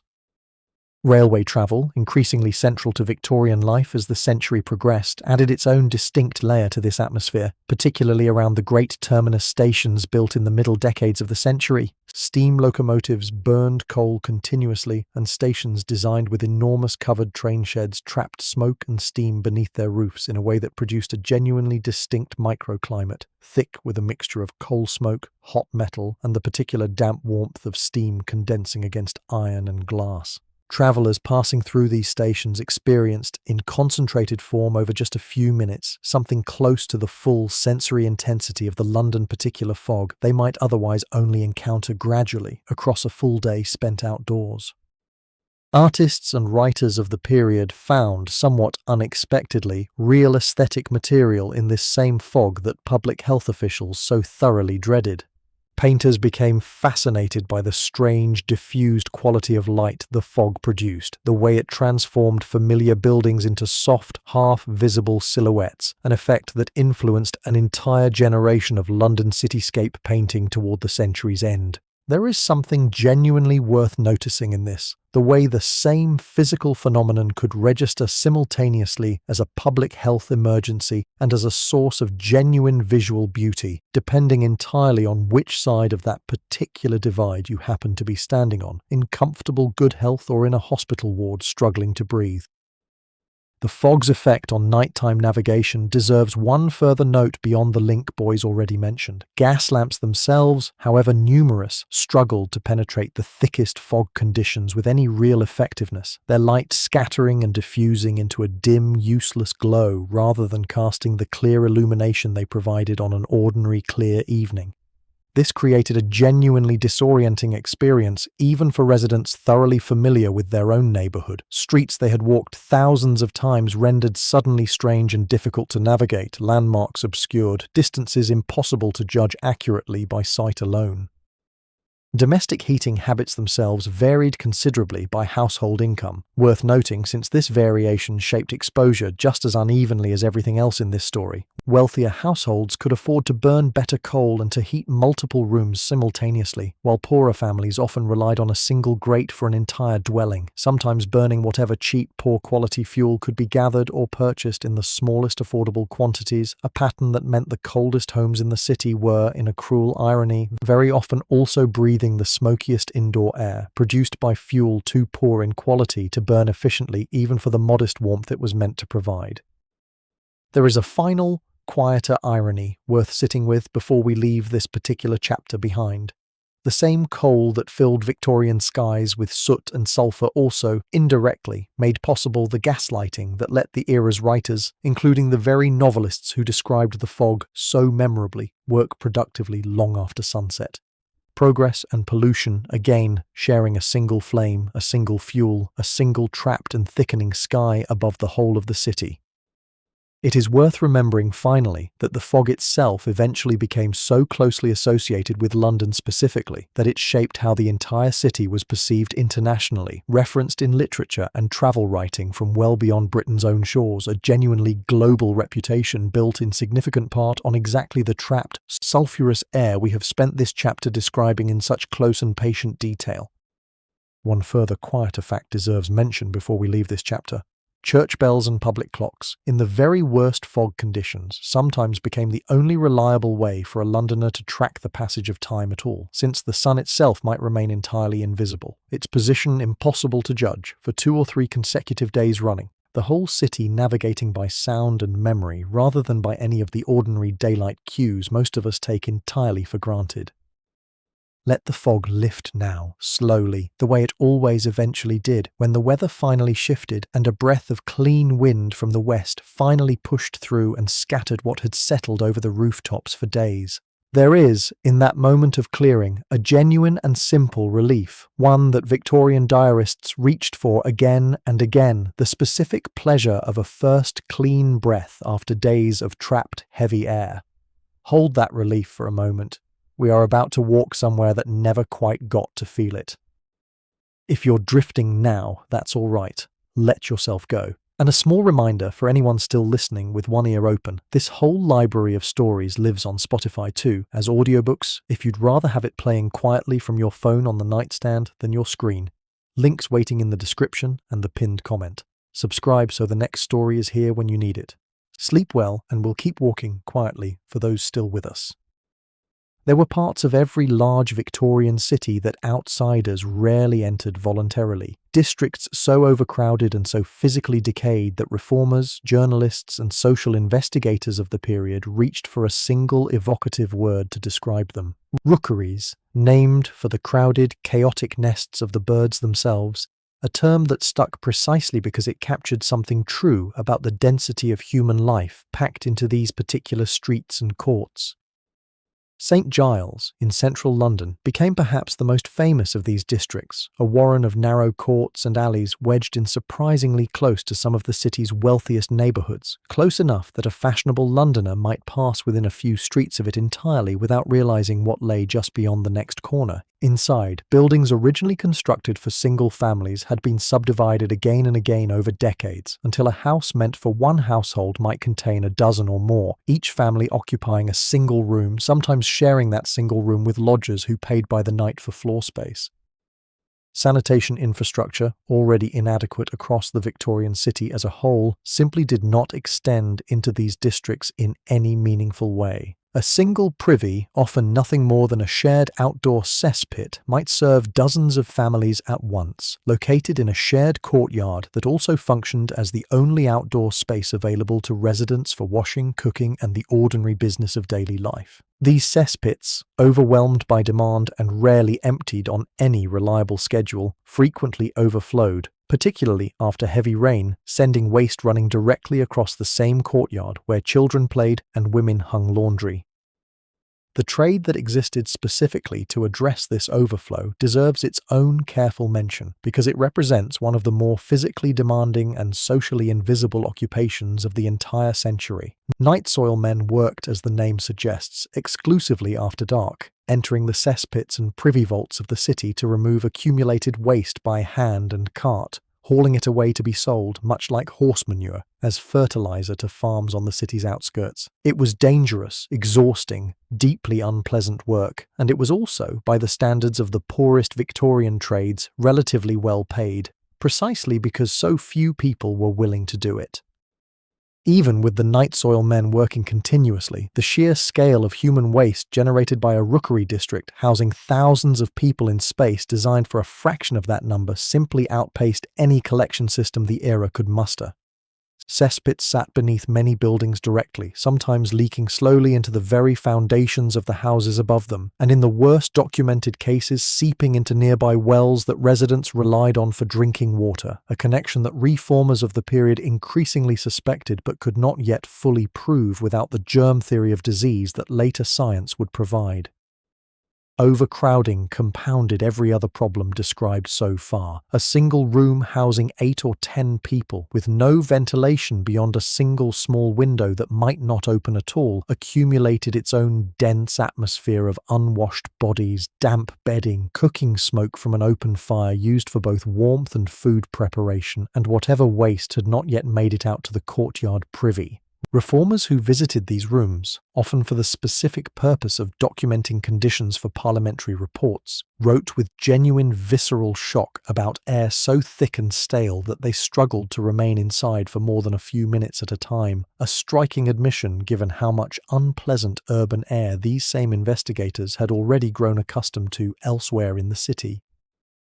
Bathing, in any regular sense that a modern reader would recognise, was simply not available to most rookery residents. Private bathing facilities did not exist in these rooms. Public bathhouses, where they existed at all, charged fees that placed them out of reach for households already struggling to afford rent and food. Water itself, for washing or drinking, often had to be carried some distance from a shared pump, a task that fell disproportionately to women and children, and that competed directly with every other demand on an already exhausted day's labour. Under these conditions, regular bathing was not a matter of habit or preference. It was a matter of what time, money, and access genuinely allowed, and for the poorest Londoners, that allowance was vanishingly small. This produced, inevitably, a distinct human smell that became, in the language of the period's social reformers, a kind of shorthand for poverty itself, referenced obliquely in report after report without always being described in explicit detail, as though even sympathetic observers found something faintly indecent about naming it too plainly. Unwashed bodies, clothing worn for days or weeks without changing because no other clothing existed, close confinement with many other unwashed bodies in a poorly ventilated room, all of it combined into an atmosphere that visiting reformers, however committed to their cause, frequently described struggling to tolerate. It is worth pausing here gently to sit with what this actually meant for the people living inside it, rather than simply for the reformers documenting it from outside. This was not squalor chosen or squalor deserved. It was the direct, physical, unavoidable consequence of poverty wages, inadequate housing, and a sanitary infrastructure that had never been built to serve these neighbourhoods in the first place, because the people who controlled that infrastructure's funding largely did not live in them, and, for long stretches of the century, showed little urgency about extending real investment toward districts they rarely had reason to visit. And yet, within these same conditions, ordinary domestic life continued, the way it always does, in circumstances far harder than most of us will ever personally know. Mothers still tried to keep children clean with the limited water available. Neighbours still helped neighbours, sharing what little space and resources existed, because survival in the rookeries depended heavily on exactly this kind of informal, unrecorded mutual aid. The historical record, understandably focused on documenting crisis and advocating for reform, sometimes leaves less room than it should for the resilience and quiet dignity that coexisted alongside the genuine hardship, but both were unmistakably present in the same rooms at the same time. Reformers like Edwin Chadwick built entire careers and entire policy movements around districts exactly like these, arguing, within the framework of miasma theory available to them at the time, that the foul air of the rookeries was not merely unpleasant but actively lethal, a direct cause of the fever and disease outbreaks that swept through poor neighbourhoods with such devastating regularity. Chadwick's 1842 report on the sanitary condition of the labouring population became one of the most influential documents of the century, its detailed, uncomfortable descriptions of exactly this kind of overcrowded, poorly drained housing helping to build the political case for the sweeping sanitary reforms that would eventually, slowly, begin to change conditions in districts like St. Giles.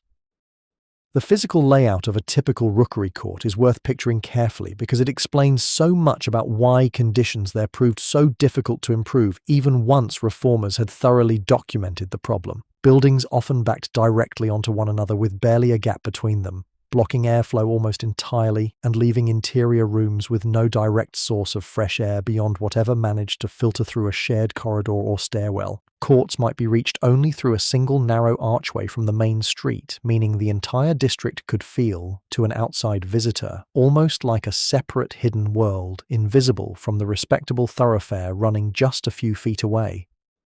Investigators and reformers touring these districts, often accompanied by police for their own safety and sometimes by journalists eager to document conditions for a middle-class readership largely unaware of exactly how their fellow citizens lived, left behind detailed written accounts that remain some of our best surviving sources for understanding rookery life in specific, granular detail. These accounts describe not merely the smell, but its precise sources, room by room, family by family, in a way that later historians have found invaluable, even as the accounts themselves reflect the particular biases and moral judgments of the largely well-off reformers writing them.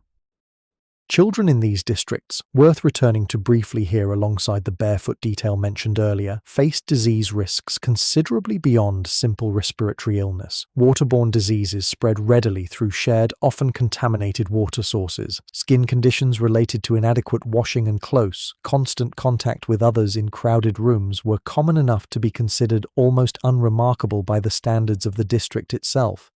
Infant mortality rates in the worst rookery districts ran dramatically higher than in wealthier neighborhoods only a short distance away, a gap that reformers cited repeatedly in their campaigns, using exactly this kind of comparison to argue that geography and infrastructure investment, not any inherent quality of the poor themselves, explained the difference in outcomes.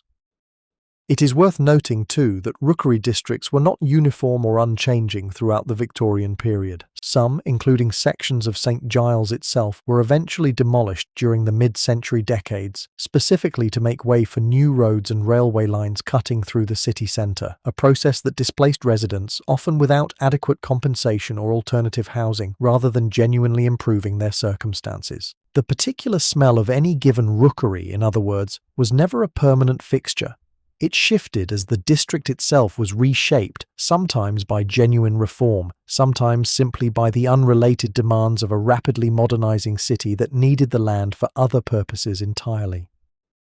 Disease outbreaks, when they struck a rookery district, moved through the packed population with a speed that horrified even observers already familiar with the general conditions.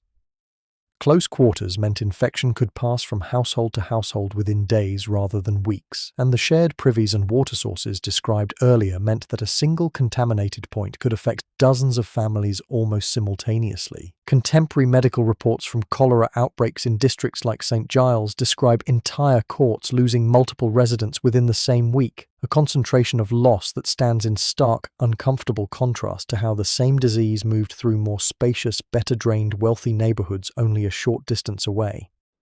It is worth noting, too, the particular economic trap that kept so many families in these conditions despite their obvious and well-documented dangers. Rent, even for a single room in a subdivided rookery building, still had to be paid, and landlords, often absentee owners with little direct stake in the property's condition beyond the rental income it generated, had scant incentive to invest in improvements that would not directly increase what they could charge. Tenants, meanwhile, possessed little practical leverage to demand better conditions, given how desperately oversubscribed the market for even this substandard housing remained, driven by a steady flow of rural migrants and immigrants arriving in the city with even fewer resources and even fewer alternatives.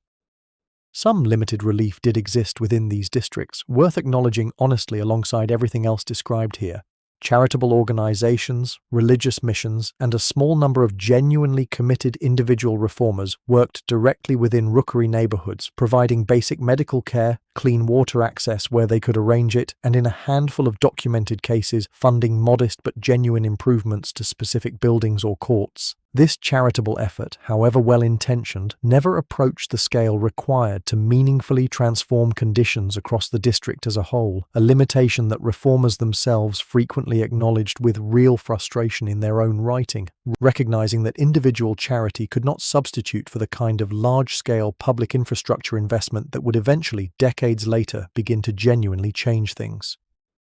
Winter and summer brought genuinely different characters to rookery life, worth holding alongside everything else described here. Summer heat accelerated every process of decay already discussed, intensifying the smell of the shared privies and worsening disease transmission at exactly the season when overcrowded rooms, offering no relief from the heat, pushed more daily life out into the shared courtyards themselves. Winter brought its own hardship, the same inadequate shelter now compounded by cold, smoke from whatever fuel could be afforded filling rooms with poor ventilation, and disease of a different character, respiratory rather than intestinal, taking its own steady, quiet toll across the coldest months.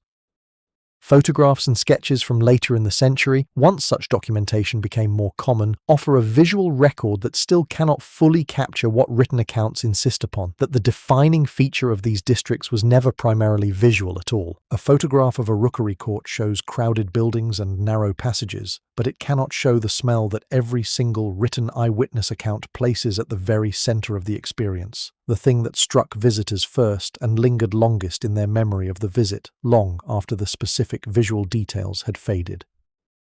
Music and small pleasures still found their way into these districts, worth including here as a final gentler note before we move on. Street musicians, informal singing, the simple company of neighbors gathered in a shared courtyard on a warmer evening, all of it existed alongside the hardship this chapter has documented so thoroughly, a reminder that the historical record of suffering, however important to preserve accurately, was never the entire, whole truth of what daily life actually contained for the people living it. It is worth closing this chapter by naming plainly what so much of the surviving reformist writing sometimes obscures beneath its statistics and its moral outrage. These were not simply case studies or cautionary examples. They were homes, however inadequate the buildings themselves, containing real families who loved each other, worried over each other, and built whatever fragile, ordinary happiness they could manage inside genuinely extraordinary hardship, and any honest account of what the Victorian city smelled like has to hold that fact alongside every other fact this chapter has offered. Consider one final image before we move past the rookeries entirely. A single window in a single subdivided room might be the only source of both light and air for an entire family, and on the rare afternoon when that window could be opened without inviting in something worse than what already sat inside, the simple relief of a small cross breeze became, for that family, a genuinely treasured, ordinary pleasure. The same small comfort a wealthier household took entirely for granted in rooms with windows on every wall. That change was still years away for most of the century we are walking through tonight. For now, the rookery remained exactly what it had been for decades, a dense, overcrowded, underserved corner of a wealthy city, its particular atmosphere a direct physical record of exactly how unevenly that wealth had been distributed. We leave it now, carrying that weight gently rather than setting it down entirely, because it belongs honestly in any full account of what the Victorian city actually smelled like, and because the people who lived there deserve to be remembered as more than simply a smell reformers wrote reports about. Cross now into an entirely different world, only a handful of streets away from the rookeries in physical distance, but separated by something closer to an ocean in every other sense that mattered. The drawing rooms and carriages of Victorian wealth developed their own elaborate, deliberate relationship with smell, one built specifically around the project of holding the rest of the city at arm's length. A fashionable Victorian woman rarely left the house without some form of portable protection against the odours of the street, and the specific tools she carried tell us a great deal about how seriously this protection was taken. The vinaigrette, a small decorative box, often silver, with a perforated inner lid, held a sponge soaked in aromatic vinegar or scented oils. At the first hint of an unpleasant smell, whether from the street outside a carriage window or simply from a crowded room, she could open the vinaigrette and inhale, allowing the sharp scent to overpower whatever had briefly threatened to intrude.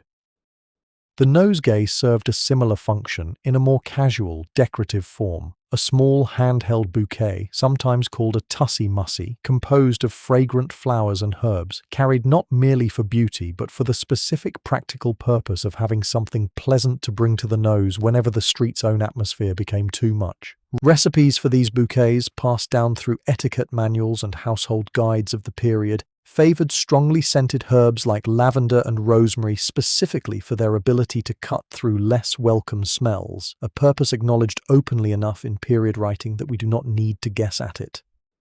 It is worth remembering here the miasma theory we discussed back at the river, because it reframes everything about this chapter. When a wealthy Victorian lady raised a scented handkerchief to her face while passing through a poorer district, she was not performing simple squeamishness, or not only that. She genuinely believed, with the full medical understanding available to her at the time, that she was protecting her health, that the bad air itself carried disease, and that a strong competing scent offered some real measure of defense against it. The handkerchief was medicine, as far as she knew, not merely manners.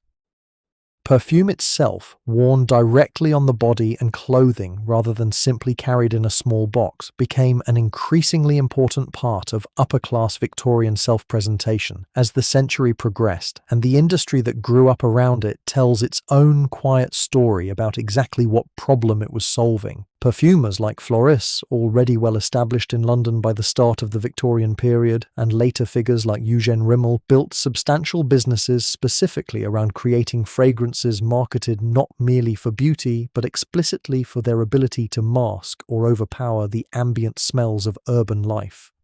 Rimmel, in particular, became known for scented products aimed at exactly this practical concern, advertising his creations with language that spoke directly to the anxieties of a class trying to hold the city's air at a safe remove. Consider the sheer amount of household labor and expense that went into maintaining this fragrant barrier. Wealthy homes employed scented sachets tucked into linen closets, pomanders, orange or other citrus fruit studded with cloves and left to dry, hung in rooms specifically to freshen the air, and elaborate flower arrangements changed frequently enough to ensure their fragrance never faded into mere background presence. None of this was incidental decoration, it was infrastructure, every bit as deliberate and necessary in the minds of those who maintained it as the sanitary infrastructure the poor so conspicuously lacked.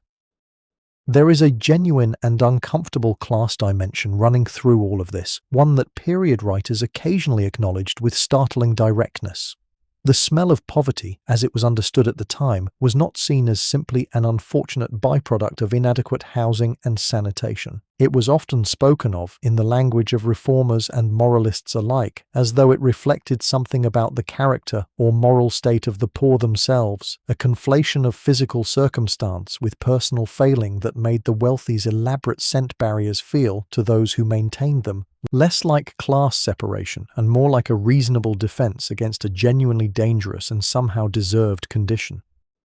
This belief shaped public spaces in ways we can still trace through the historical record. Theatres, concert halls, and other venues frequented by fashionable society sometimes employed specific ventilation and scenting measures aimed at maintaining what was considered an appropriately refined atmosphere distinct from the street outside. Certain shops catering exclusively to wealthy clientele took real pride in advertising their own careful attention to fragrance and freshness, a subtle but unmistakable signal that stepping through their doors meant leaving the ordinary city smell behind, at least for the duration of the visit.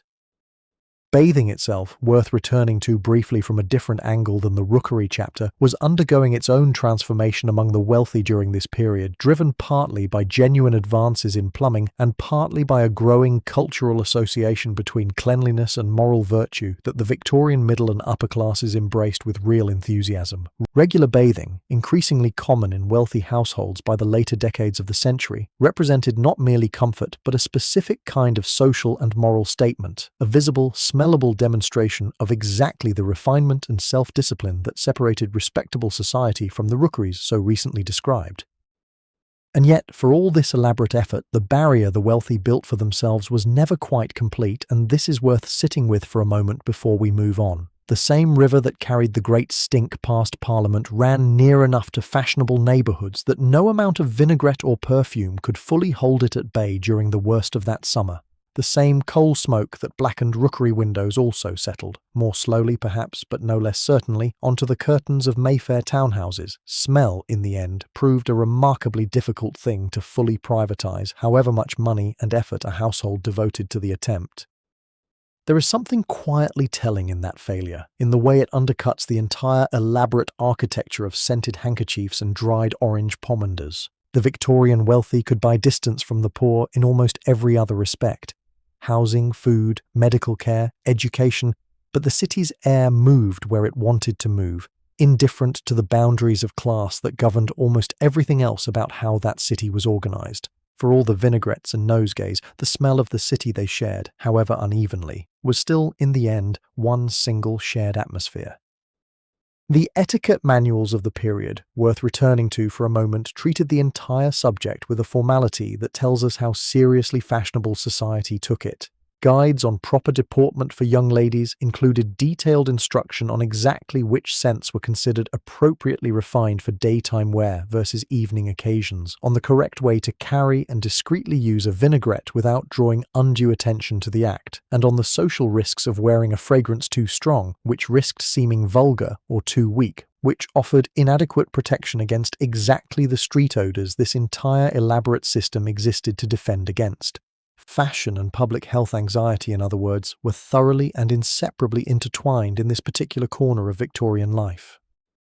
Men of wealth and standing participated in their own, somewhat less elaborate version of this same defense, favoring colognes and scented hair oils, and carrying their own smaller versions of scented handkerchiefs, though the full social apparatus of nosegays and vinaigrettes remained more specifically associated with fashionable femininity. Gentlemen's clubs, another distinctly male institution of the period, prided themselves on maintaining carefully managed indoor atmospheres, well ventilated, kept free of the tobacco smoke that so many members nonetheless produced in enormous quantity within their own walls, a small, telling contradiction in a culture otherwise so preoccupied with controlling exactly which smells were permitted into which spaces. Perfumery itself, as an industry, grew considerably more sophisticated across the Victorian decades, moving from the simpler floral waters of the early century toward increasingly complex blended fragrances as chemistry advanced and new synthetic aromatic compounds became available alongside traditional natural extracts. This progression mirrors, in its own small way, the broader Victorian relationship with industrial chemistry more generally, a genuine, sincere faith that scientific and manufacturing progress could solve almost any problem, including, in this specific case, the problem of an urban environment that industrial progress itself had done so much to create in the first place. Travel by private carriage, available only to the genuinely wealthy, offered its own significant, if partial, form of this same protection, allowing a passenger to move through even the most odorous districts of the city while largely enclosed and shielded from direct exposure. Windows raised a considerable material advantage over the omnibus passengers and pedestrians navigating the same streets with no such barrier available to them. The carriage itself became, in this sense, an extension of the same broader project the vinaigrette and the nosegay served, a mobile, private bubble of controlled, acceptable air carried directly through an urban atmosphere its occupants had no interest in actually experiencing firsthand. Country houses and the increasingly popular practice of removing one's household to the countryside during the worst months of the London social season, particularly during the hottest weeks of summer when the city's smell reached its annual peak, represented perhaps the most complete version of this same avoidance strategy. Available only to families with resources considerable enough to maintain two separate households, this seasonal migration, driven by fashion and social custom as much as by explicit health concern, nonetheless meant that a significant portion of the wealthiest Londoners simply were not present in the city at all during precisely the weeks when its atmosphere was at its most difficult to bear, including, notably, during the very heart of the Great Stink itself in 1858.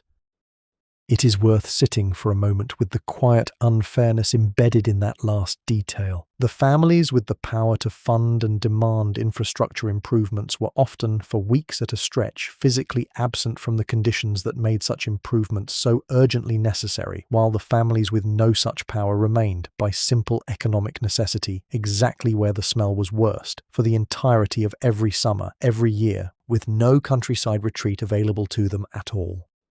Servants employed within these wealthy households occupied a curious liminal position within this entire fragrant defense system, close enough to their employer's carefully scented world to absorb something of its atmosphere, and yet still responsible, in their own daily labor, for handling exactly the coal, refuse, and household waste that the whole elaborate apparatus of vinaigrettes and pomanders existed to keep at a symbolic distance. A housemaid might spend her morning black-leading a grate thick with soot and her afternoon arranging fresh flowers in her mistress's sitting room, moving between these two olfactory worlds so many times in a single day that the contrast itself likely became, for her, simply another unremarkable feature of the job.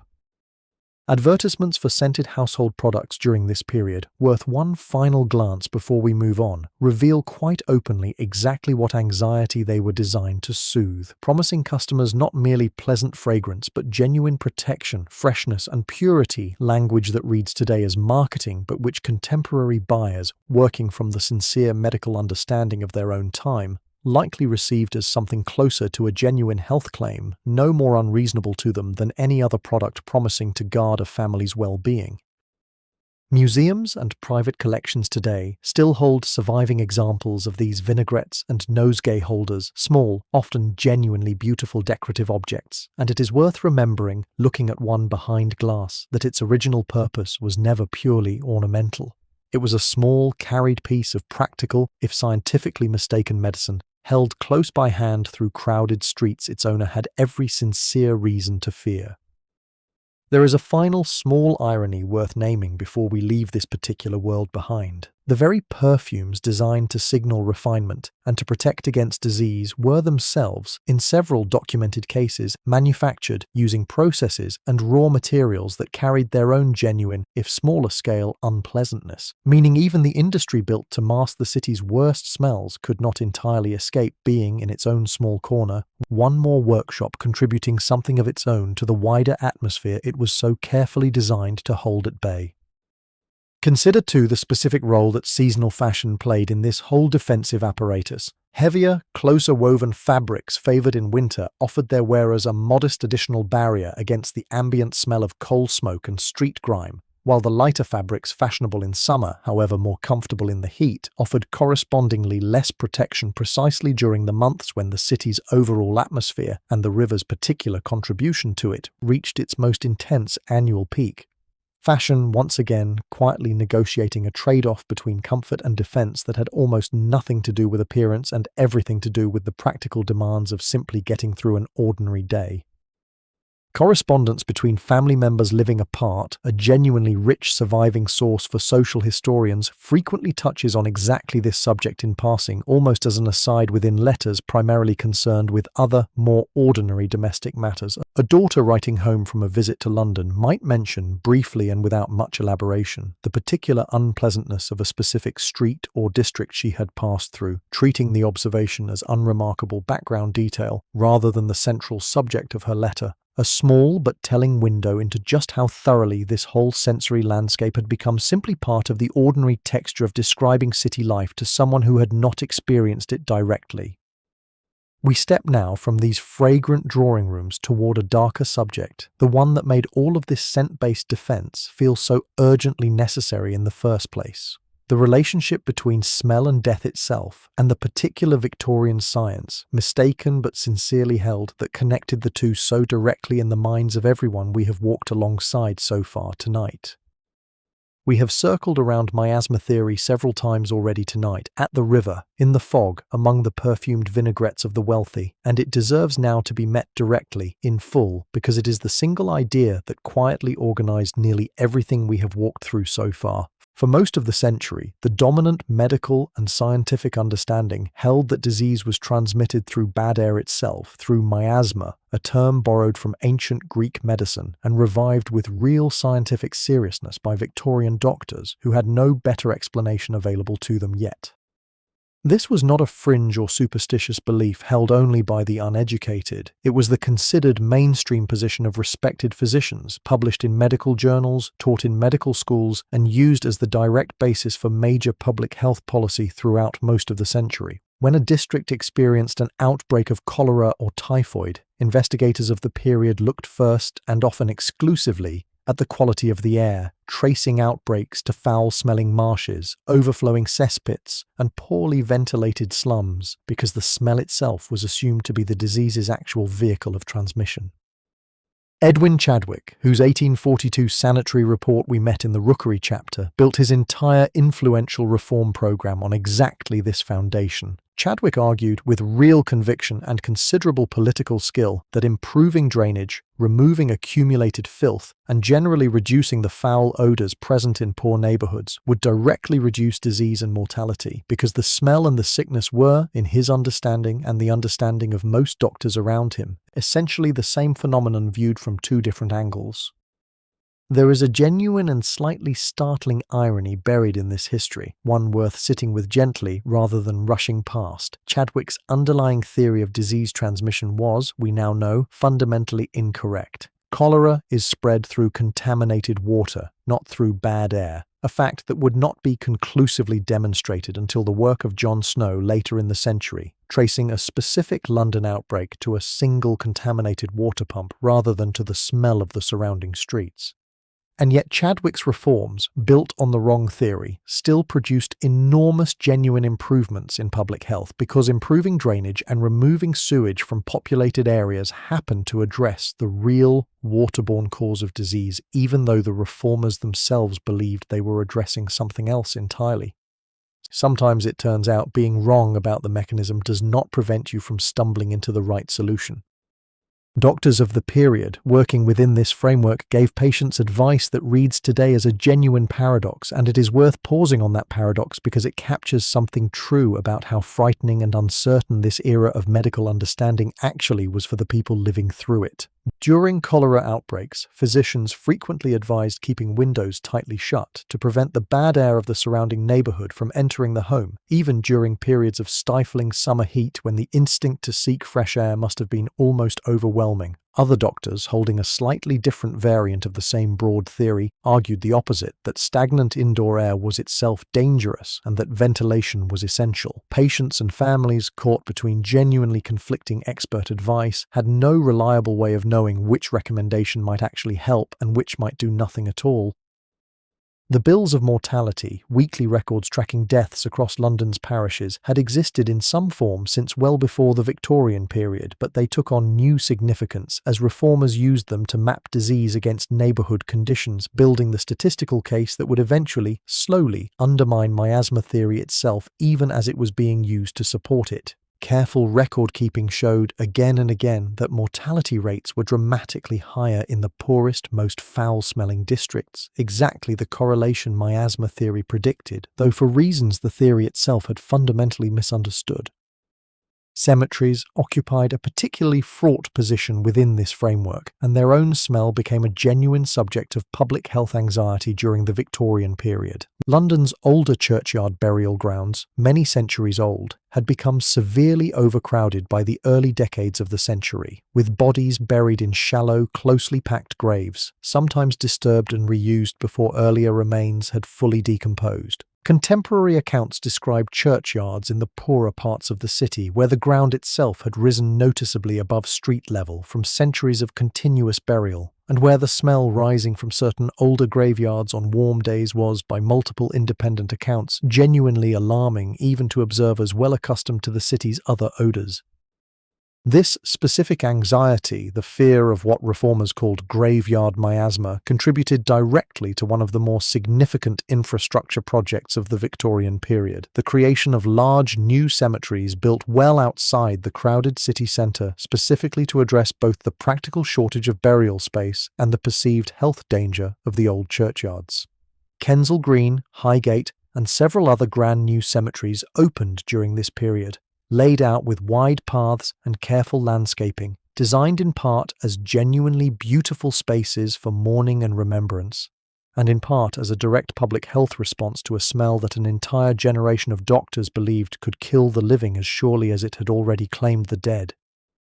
It is worth imagining for a moment what it must have felt like to live with this particular fear as a constant undercurrent of daily life, a fear we do not carry in quite the same form today. Every foul smell encountered on an ordinary walk through the city was not simply unpleasant. It was, within the honest medical understanding of the time, a genuine potential threat to your life and the lives of your children, a danger you could not see, could not fully avoid, and could only partially defend against with vinaigrettes, closed windows, and whatever chloride of lime you could afford to scatter through your home during periods of particular concern.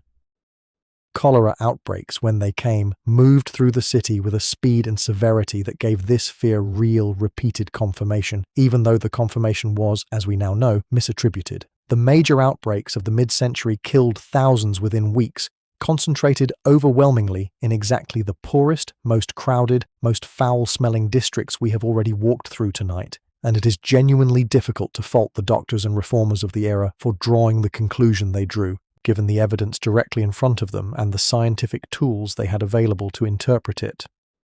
John Snow's careful patient work tracing a specific 1854 outbreak to a single contaminated water pump on Broad Street represents one of the true turning points in the history of medicine, a genuinely quiet revolution that took years to fully displace miasma theory from mainstream medical thinking despite the strength of Snow's evidence.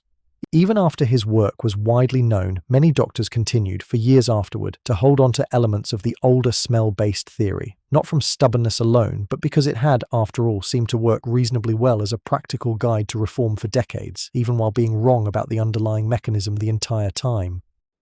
The practical public health measures adopted under miasma theory, however mistaken their underlying scientific premise, deserve a slightly closer look because several of them left lasting institutional legacies that persisted well after the theory itself was discarded. Chloride of lime, the same disinfectant Parliament used to soak its curtains during the Great Stink, was distributed and used widely across the city during outbreaks, scattered over refuse and sprinkled through affected buildings in the belief that neutralizing the smell would neutralize the disease it was thought to carry. In a strange, incidental way, chloride of lime does have some genuine disinfectant properties against certain pathogens, meaning this smell-focused intervention occasionally produced modest real benefit, again for reasons rather different than the ones motivating its use.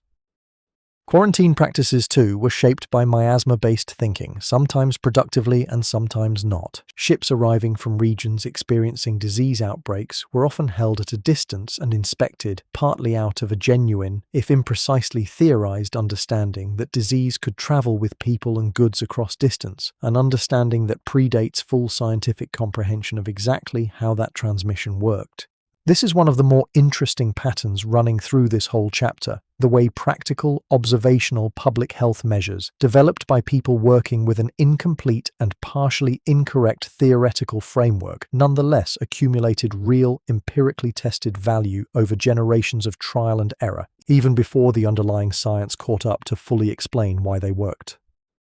Physicians who specialized in what the period called fever hospitals, dedicated facilities for treating epidemic disease victims, developed their own body of practical, hard-won knowledge about ventilation, isolation, and cleanliness that, again, often produced genuine benefit even when framed in miasma theory language about bad air and foul vapors. Florence Nightingale herself, whose reputation and influence grew enormously during this period, remained a committed believer in a version of miasma theory throughout much of her career, and yet her insistence on ventilation, cleanliness, and careful sanitary management of hospital wards produced measurably, dramatically improved patient survival rates, a genuinely remarkable case of someone achieving real life-saving results while operating from a theoretical foundation that later science would substantially revise. Vaccination and inoculation, distinct from the sanitary reforms driven by miasma theory but developing across roughly this same period, offer a useful point of comparison for understanding just how unevenly Victorian medical science advanced across different diseases. Smallpox vaccination, based on genuine, demonstrated immunological principles established well before the Victorian period began, proceeded on a scientifically sound footing throughout this era, even while doctors treating cholera and typhoid remained committed to the mistaken miasma framework. Medicine, in other words, was not uniformly wrong or uniformly right during this period. It was a genuinely uneven patchwork of accurate and inaccurate understanding, advancing at different speeds across different diseases, depending on which specific mechanisms had already been successfully identified and which remained genuinely mysterious. The broader cultural anxiety around invisible danger that miasma theory both reflected and reinforced extended well beyond formal medical practice into ordinary domestic habit. Households burned aromatic substances specifically believed to purify indoor air during periods of disease concern, a practice with genuinely ancient roots stretching back centuries before the Victorian period, repurposed and intensified for an urban environment that gave people daily visceral reason to feel that the very air around them might be actively working against their health. Pastille designed specifically for burning to freshen and, in the belief of the time, purify a sick room's atmosphere were a common household item sold by the same perfumers who supplied the vinaigrettes and nosegays already discussed, another small thread connecting the fragrance industry directly to the era's genuine, sincerely held medical anxieties. Newspapers of the period played their own significant role in shaping and spreading public understanding and misunderstanding of exactly how disease traveled through the city. Reporting on outbreaks routinely described the foul smell of an afflicted district in vivid, almost novelistic detail, reinforcing for a broad readership the direct link between odor and danger that formal medical theory had already established, and in doing so, helped build the widespread public support that eventually made large-scale sanitary investment politically achievable, whatever the scientific inaccuracy sitting quietly underneath that public consensus. Looking back at this whole era of theory with the benefit of everything discovered since, it is worth resisting the temptation to feel simple superiority over the doctors and reformers who believed so sincerely in a framework we now know to be wrong. They were working, in good faith, with the best observational tools available to them, watching disease cluster reliably around foul smells and drawing the most reasonable conclusion the evidence in front of them seemed to support. Being wrong about the mechanism is not the same as being careless or foolish, and the genuine lives saved by their smell-driven reforms remain real, regardless of what those reforms actually technically corrected. It is worth remembering, too, that miasma theory did not vanish overnight even after Snow's evidence became widely known. Old ideas, especially ones that have shaped an entire generation's medical training and public policy, tend to fade slowly, gradually displaced rather than instantly overturned, and elements of smell-based thinking about disease lingered in popular understanding for decades after the scientific consensus had genuinely moved on to germ theory as the accurate explanation. There is a broader lesson worth carrying forward from this entire chapter, gently without turning it into anything heavier than it needs to be at this hour. Sincere belief, careful observation, and genuine good intentions are not, on their own, a guarantee of scientific accuracy, and yet they can still, as they did here, produce real and lasting good in the world, provided the underlying observations, however incompletely understood, are at least pointed in roughly the right direction. Statistical methods themselves, worth a brief mention here, advanced considerably across this same period, partly in direct response to exactly the kind of disease mapping work Chadwick and later Snow relied upon. The careful, systematic recording of mortality data by location, occupation, and cause of death, still a fairly novel practice at the century's start, became increasingly sophisticated as the decades progressed, laying groundwork that modern epidemiology continues to build upon, a genuinely lasting methodological legacy that emerged directly from the urgent, practical need to understand exactly why some streets buried so many more of their residents than others only a short distance away. It is worth remembering, too, that ordinary people living through repeated cholera outbreaks developed their own folk knowledge and their own practical precautions, often independent of and sometimes considerably more accurate than the formal medical advice circulating at the time. Careful attention to water sources, a wariness around particular wells or pumps that had developed a poor local reputation following previous outbreaks, represents a kind of accumulated empirical community wisdom that, in hindsight, aligned rather more closely with the true waterborne nature of the disease than the smell-based theory the era's official medicine continued to endorse. We are close now in this story to the moment where all of these threads finally converge, where the smell of the river, the fear of miasma, and the political pressure of a parliament that could no longer sit in its own chambers came together to finally force the kind of change that decades of smaller reforms had never quite managed to achieve. Let the fear of this chapter settle gently, the way it eventually settled for the Victorians themselves, into something closer to relief, because relief, at long last, is exactly where this story is headed next. Return with us now to that summer of 1858, the one we began this whole story with, because we left it unfinished, the way it was genuinely left unfinished for Parliament itself, sitting behind lime-soaked curtains, unable to fully escape the smell of the river outside. What happened next is, in its own quiet way, one of the more satisfying turns in the entire history of Victorian public health, precisely because it took a threat to the comfort of the powerful to finally accomplish what decades of suffering among the poor had not. For years before 1858, an engineer named Joseph Bazalgette had been developing plans for a comprehensive new sewer system for London, one that would finally intercept the city's waste before it could reach the Thames at all, carrying it instead through a network of massive new tunnels to treatment and outflow points well downstream of the city centre. Bazalgette's plans had been debated, delayed, and repeatedly underfunded for years, caught in exactly the kind of bureaucratic and political inertia that so often stalls large infrastructure projects even when their necessity is widely acknowledged. The Great Stink changed that calculation almost overnight. With members of Parliament themselves unable to comfortably conduct the nation's business, the political will that had been missing for years suddenly, urgently, materialized. Within about 18 days of the worst of the smell reaching the chamber, Parliament passed emergency legislation granting the necessary funding and authority for Bazalgette's sewer project to proceed at full scale, a speed of legislative action that stands in genuine, almost comic contrast to the years of delay that had preceded it. It is difficult to find a cleaner historical illustration of the principle that discomfort experienced personally by the powerful moves faster than suffering experienced at a distance by everyone else. The scale of what Bazalgette then built over the following years is genuinely remarkable, and much of it remains in active use today, well over a century and a half later. Roughly 1,100 miles of new sewers were constructed beneath London, including a series of massive interceptor sewers running roughly parallel to the river itself, designed to catch waste before it could enter the Thames and carry it instead to outflow points far downstream, released only after the tide had begun to ebb, timed specifically so the waste would be carried out toward the sea rather than lingering near the city.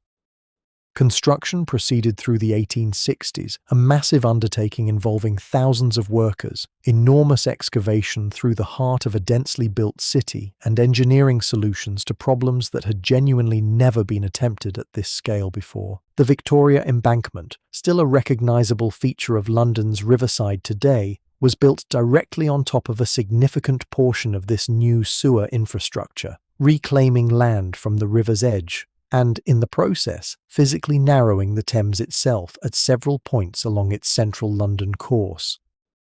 The effect on the river, once the system was substantially complete, was genuinely transformative, though it took time to fully register. The raw sewage that had accumulated for decades in the exposed mudflats gradually began to clear. The overwhelming smell that had defined the river for so long, the smell that had shut Parliament's windows and driven the Great Stink into historical memory, began to fade, not overnight, but steadily, year by year, as the new system did what the old cesspit and drain arrangement had never been capable of doing. Public health outcomes followed, and this is where the story's earlier irony resolves itself in a genuinely satisfying way. Cholera outbreaks, which had struck London repeatedly and devastatingly through the middle decades of the century, became dramatically less frequent and less severe following the completion of Bazalgette's system, not because Victorian engineers had suddenly adopted germ theory, which was still gaining acceptance even as the sewers were being completed, but because removing sewage from the water supply happened to solve the actual waterborne problem, regardless of what theory had motivated the solution. The wrong idea, pursued with enough genuine engineering skill and enough money, still managed to build the right infrastructure. It would be a mistake, though, to end this chapter suggesting that the Great Stink and Bazalgette sewers solved every smell we have walked through together tonight, because they did not, and honesty requires acknowledging exactly how much remained unresolved even after this genuine triumph. The tanneries continued their work largely unchanged for decades more. The bone boilers kept boiling. The horse manure kept accumulating in the streets since Bazalgette's sewers addressed human waste and river pollution specifically, not the broader daily texture of urban smell we spent so much of tonight exploring. The rookeries remained overcrowded and underserved for years after the sewers were completed, since clean water and reduced river pollution, however genuinely significant, did not by themselves rebuild inadequate housing or raise inadequate wages. What the sewer project did accomplish, though, went beyond the purely physical improvements to river and water quality. It demonstrated, in a way that reformers had struggled for decades to demonstrate through argument and report alone, that large-scale public infrastructure investment could genuinely, measurably improve the conditions of urban life, and that the political will to fund such investment, however difficult to summon, was not actually impossible to achieve when the case for it became sufficiently undeniable. Later decades of Victorian sanitary reform, addressing housing, street cleaning, and food safety in turn, built on exactly this precedent, this proof that the city's air and water were not simply fixed facts of urban existence, but conditions that deliberate, well-funded human effort could actually change. There is something worth holding on to here, gently, as we near the end of tonight's walk through this particular corner of history. The Victorian city we have spent so long inside tonight was not a fixed, unchanging place. It was a city genuinely in the middle of transformation, moving, however unevenly and however slowly for those in the poorest districts, from an urban environment shaped almost entirely by accumulated waste and unregulated industry towards something recognizably closer to the cities most of us live in today, with functioning sewers, treated water, and a public health system that no longer relies on miasma theory to understand how disease actually spreads. That transformation did not happen because anyone woke up one morning and decided the city should simply smell better, as pleasant as that ambition might have been on its own. It happened, as so much genuine reform does, through a specific combination of scientific inquiry, slowly displacing older, sincerely held but mistaken theories, genuine engineering skill applied at real scale, and, in this particular case, the fortunate accident of a heatwave severe enough to make the problem impossible for the most powerful people in the country to continue ignoring from behind their own closed windows. Bazalgette himself, worth pausing on for a moment as we near the end of this particular thread, was not a household name in his own lifetime the way some of his contemporaries became, despite having built infrastructure that arguably saved more lives than almost any other single engineering project of the entire Victorian era. He continued working on London's infrastructure for decades after the main sewer project's completion, contributing to further improvements in bridges, roads, and river management, and received formal recognition, including a knighthood, only relatively late in his career, a modest public reward for an achievement whose genuinely enormous public health impact took years to become fully apparent even to the people who had commissioned it. The construction process itself is worth briefly imagining, since it involved digging through the heart of an already densely built, functioning city, a challenge considerably more complex than building similar infrastructure on open ground. Workers encountered existing older sewers, forgotten cellars, and the buried remnants of centuries of previous construction, all of which had to be navigated, removed, or incorporated into the new system as excavation proceeded street by street across the city. Traffic disruption was significant and sustained throughout the construction years, a genuine, if temporary, additional inconvenience layered on top of a city already contending with everything else described throughout tonight's story, though contemporary accounts suggest most Londoners considered the disruption a reasonable price for the promised result. Other British cities, watching London's example, gradually undertook their own versions of comprehensive sewer construction over the following decades, though rarely at quite the same scale or with quite the same singular triggering crisis that had finally forced London's hand. This slower, more gradual pattern of reform across the rest of the country meant that the specific, dramatic story of the Great Stink and its immediate aftermath remained somewhat particular to the capital, even as its underlying lesson, that comprehensive public infrastructure investment could genuinely transform urban health outcomes, gradually spread and took hold across the wider country's approach to city planning and public health. The pumping stations built to move waste through this new system, particularly the Grand Station at Abbey Mills in the city's east, were constructed with an architectural ambition that seems almost surprising for what was, at its core, purely functional infrastructure. Elaborate brickwork, decorative ironwork, a genuine sense of civic pride invested in buildings whose actual purpose was moving sewage reflects something worth noticing about how seriously the Victorian public, once persuaded of the project's necessity, came to regard this particular achievement. These were not hidden, shameful facilities tucked away from view. They were, in their own way, celebrated, visited, admired, monuments to precisely the kind of large-scale engineering triumph the Victorian era took such genuine pride in achieving. It took years, worth remembering honestly, for the full sewer network to reach completion, and even longer for its benefits to be fully and evenly distributed across every part of the city it was designed to serve. The wealthier, more central districts generally saw the improvements first, while some poorer and more peripheral neighbourhoods waited considerably longer for the new infrastructure to reach their own streets, an uneven rollout that mirrored, in its own way, the broader pattern of unequal exposure and unequal relief running through this entire story. Progress, even genuine, well-funded, well-engineered progress, rarely arrived at exactly the same pace for everyone. Public memory of the Great Stink itself proved remarkably durable, worth noting as we bring this particular thread to a close. Decades later, well into the following century, the episode remained a favoured reference point in political rhetoric whenever reformers wished to argue for bold, urgent infrastructure investment, a shorthand for the specific idea that sometimes a crisis vivid and undeniable enough can accomplish in a matter of weeks what patient argument and careful evidence had failed to achieve across years of quieter, more easily ignored suffering.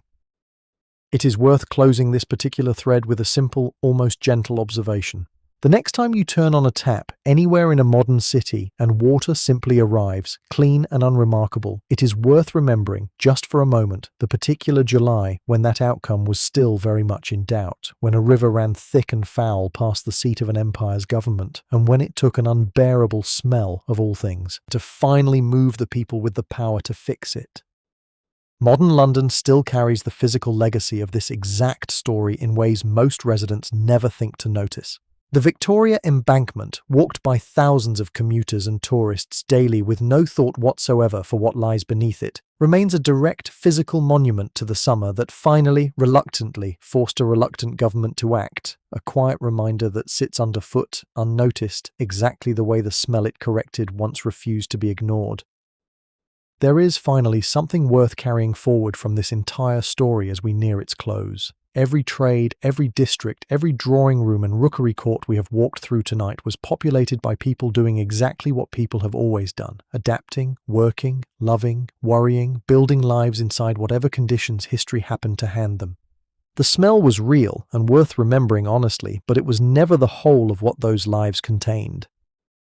The financial cost of the entire sewer project, worth including here as a final concrete detail, ran into several £1,000,000, an enormous sum by the standards of the time, financed through a combination of loans and a specific tax levy applied across the metropolitan area. Critics at the time raised exactly the objections you might expect. Concerns about cost, about disruption, about whether the scale of investment was truly justified, and it is worth noting honestly that these objections were not unreasonable given the genuine uncertainty involved in any project of this size and ambition. History simply happened to prove, in this particular case, that the investment was worth every shilling it eventually cost. We have walked tonight through the river and the streets, the markets and the workshops, the smoke and the rookeries, the perfumed drawing rooms and the graveyards, and finally to the sewers that, however imperfectly and however incompletely, began to change all of it. It is a great deal of ground to have covered and a great deal of smell to have sat with gently, without flinching away from any of it. Let it settle now, the way the river itself finally settled, decades after that particular July, into something closer to what a river is actually meant to be. Historians have spent well over a century now describing what the Victorian city looked like. The wide boulevards and narrow courts, the grand stone facades and the crumbling rookery walls, all of it captured in paintings and photographs that have survived long enough for us to study at our leisure. What it smelled like took rather longer to write down, because no one living inside that smell thought it was worth the trouble of describing. It was simply the air they breathed every single day until most of them stopped noticing it at all. Tonight, gently, we noticed it for them. We walked the riverbank at low tide, past the mudflats that were never quite mud. We crossed the manure-thick streets on paths cleared by boys with brooms. We stood at the edge of Smithfield and Billingsgate and stepped inside the tanneries where dog waste softened hide into leather. We rose up into the fog that turned an entire city's coal fires into a single, trapped, breathable weather system. We walked into the rookeries where cesspits overflowed beneath crowded rooms, and we sat for a moment in the drawing rooms where the wealthy built their own fragrant, imperfect defense against all of it. We considered a science, sincerely held and ultimately mistaken, that believed the smell itself could kill you. And we watched, finally, as one unbearable summer forced a reluctant parliament to build the sewers that began, slowly, to change everything. If any of that history is still sitting gently in your mind as your eyes grow heavier, let it go now. There is nothing left to remember tonight, nothing left to hold on to, just the slow settling weight of a body finally ready for sleep, and a city, somewhere far behind you now, finally quiet. One last soft reminder before we close, for anyone who made it all the way here with us. This story, and the rest of this growing library, is also available as audiobooks on Spotify for the nights when you'd rather just listen with your eyes already closed. The link, as always, is waiting in the description and the pinned comment. Thank you so much for watching. If you'd like to see more videos like this, please consider leaving a like and subscribing to the channel, as it really helps us continue making more content. Anyways, see you in the next one. The Victorian city was one of the most complex, most physically layered sensory environments in human history, built from 100 trades and habits that no single account could ever fully capture. Historians have spent a century describing what it looked like, what it smelled like. We've spent tonight finally sitting with, gently, together, all the way to the very last quiet breath before sleep. If you liked this video, let me know where in the world you're watching from and what time it is. I'm always curious about that, and if you have a suggested topic, feel free to leave it in the comments.